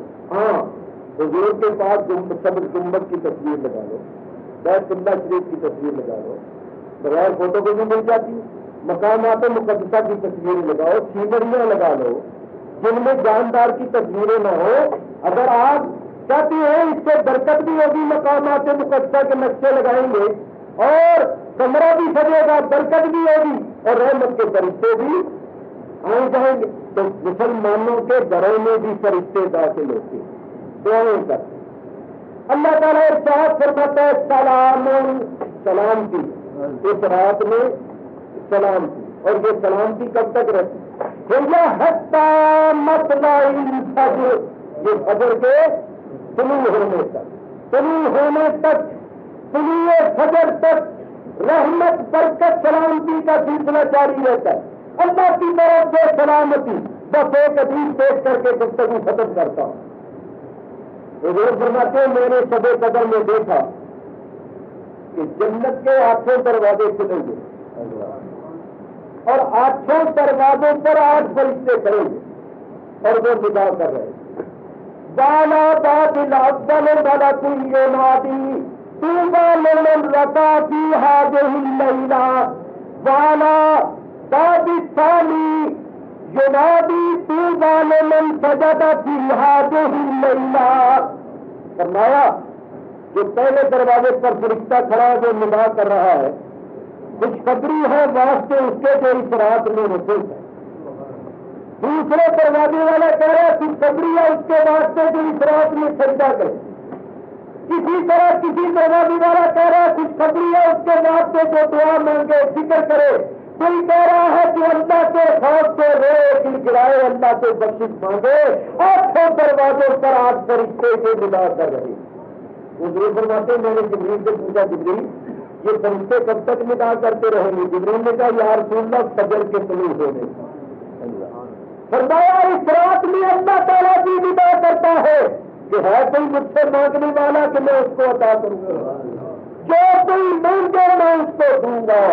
تو یہ رات بخشش کی رات. اگر آپ غور کریں تو اشارتاً ایک بات کرتا ہوں کہ جنت سدرۃ المنتہا کے پاس 7 آسمانوں کے اوپر ہر آسمان کے درمیان 500 سال کی مسافت. اور جنت بتائے کتنی بڑی ہے؟ عرضھا کعرض السماوات. قرآن نے فرمایا اس کا عرض یعنی چوڑائی 7 آسمانوں کے برابر. تو لمبائی کتنی ہوگی؟ تو آپ کے اتنی بڑی جنت ہے، اس کے دروازے بھی تو قریب قریب نہیں نہ ہوگی، فاصلے پر ہوگی. 8 دروازوں پر 8 فرشتے کھڑے ندا کر رہے ہیں. اللہ کا حبیب مدینے میں بیٹھے ہوئے ان فرشتوں کو دیکھتا بھی ہے، ان کی ندا سنتا بھی. تو جو مدینے میں بیٹھا جنت کے دروازے میں کھڑے ہوئے فرشتوں کی ندا سنتا ہے، کیا وہ میرے تمہارے درود و سلام کو نہیں سنتا؟ جو فرشتوں کو دیکھتا وہ ہمیں نہیں دیکھتا. ارے حضور کی نگاہ سے کوئی چیز پوشیدہ نہیں. جس نگاہ سے رب نہیں چھپا، خدا نہیں چھپا، خدائی کہاں چھپ سکے. یہ رات بڑی برکت والی رات ہے. مگر آخری بات کروں، حضور نے فرمایا اس رات میں بے شمار لوگوں کی بخشش ہوتی ہے، مگر چند بدنصیب ایسے ہیں کہ ان کی بخشش نہیں ہوتی جب تک سچے دل سے توبہ نہ کرے. ایک مشرک شرک کرنے والا جو کوئی کسی کو اللہ کا شریک ٹھہراتا ہے. دوسرا فرمایا قاطع رحم، یعنی جو قریبی رشتے داروں کے ساتھ جن کے ساتھ خونی رشتہ ہے ان کے ساتھ بدسلوکی کرتا ہے. تیسرا جس کے دل میں مومنوں کا بغض اور حسد، مومنوں کے ساتھ بغض رکھنے والا. جب مومنوں کے ساتھ بغض رکھنے والا نہیں بچا جائے گا تو جو مومنوں کے سردار ہیں صحابہ کرام اہل بیت اطہار، جو ان کا اپنے دل میں بغض رکھتا ہے اس کی کہاں بخشش ہو. تو فرمایا شرابی جانی، سود خور، ماں باپ کا نافرمان، اور یہ جو سال وال آپ کی لکیریں دیکھ کر لوگوں کی قسمتیں بتا رہے ہیں، جادو ٹینے کرنے والے جیسے کہ ہمارے حضرت نے اپنی دعا میں فرمایا، اور جبلیات اور جادو وغیرہ کرنے والے یہ وہ لوگ ہیں کہ جب تک سچے دل سے توبہ نہ کرے ان کی بخشش شب قدر اور شب برات جیسی رات میں بھی نہیں. تو ہم سب کو اپنے گریبانوں میں نہیں ڈال کر دیکھنا چاہیے کہ ان برائیوں میں سے کوئی برائی ہمارے اندر تو نہیں ہے. اگر ہو تو ہم سچے دل سے توبہ کریں اور اللہ کی بارگاہ میں التجا کریں کہ مولا پیچھے سے ہو گیا، اب تو اپنے فضل سے معاف کر دے، جیسے تو معاف کرنے والا ہے. چنانچہ حضور علیہ السلام نے اپنی پاک بیوی مومنوں کی ماں حضرت عائشہ صدیقہ کو اس رات میں پڑھنے کے لیے خاص دعا تعلیم کرتا کہ یہ دعا اس رات میں پڑھو. وہ دعا 3 مرتبہ میرے ساتھ مل کر پڑھ لیں. اللہم انکا عفو کریم تحب العفو فاعف عنا یا کریم فاعف عنا یا غفور. اللہم انکا عفو کریم تحب العفو فاعف عنا یا عفو یا کریم یا غفور. اللہم انکا عفو کریم تحب العفو فاعف عنا یا کریم یا غفور. اس کا معنی یہ ہے کہ اے اللہ تو بخشنے کو پسند رکھتا ہے. اے اللہ تو بخشنے کو پسند رکھتا ہے، تجھے یہی پسند ہے کہ تو بخش دے. تو ہم تیری بارگاہ میں انتظار کر رہے ہیں، ہمیں بخشنا ہی پسند ہے تو بخش دے. تو اگر بخش دے گا تیرا کوئی نقصان نہیں ہوگا، ہمارا تیرا پار ہو جائے گا. اور اگر تو نہیں بخشے گا تیرا کوئی فائدہ نہیں ہوگا، ہم آزاد میں مبتلا ہو جائیں گے. تو اے میرے غریب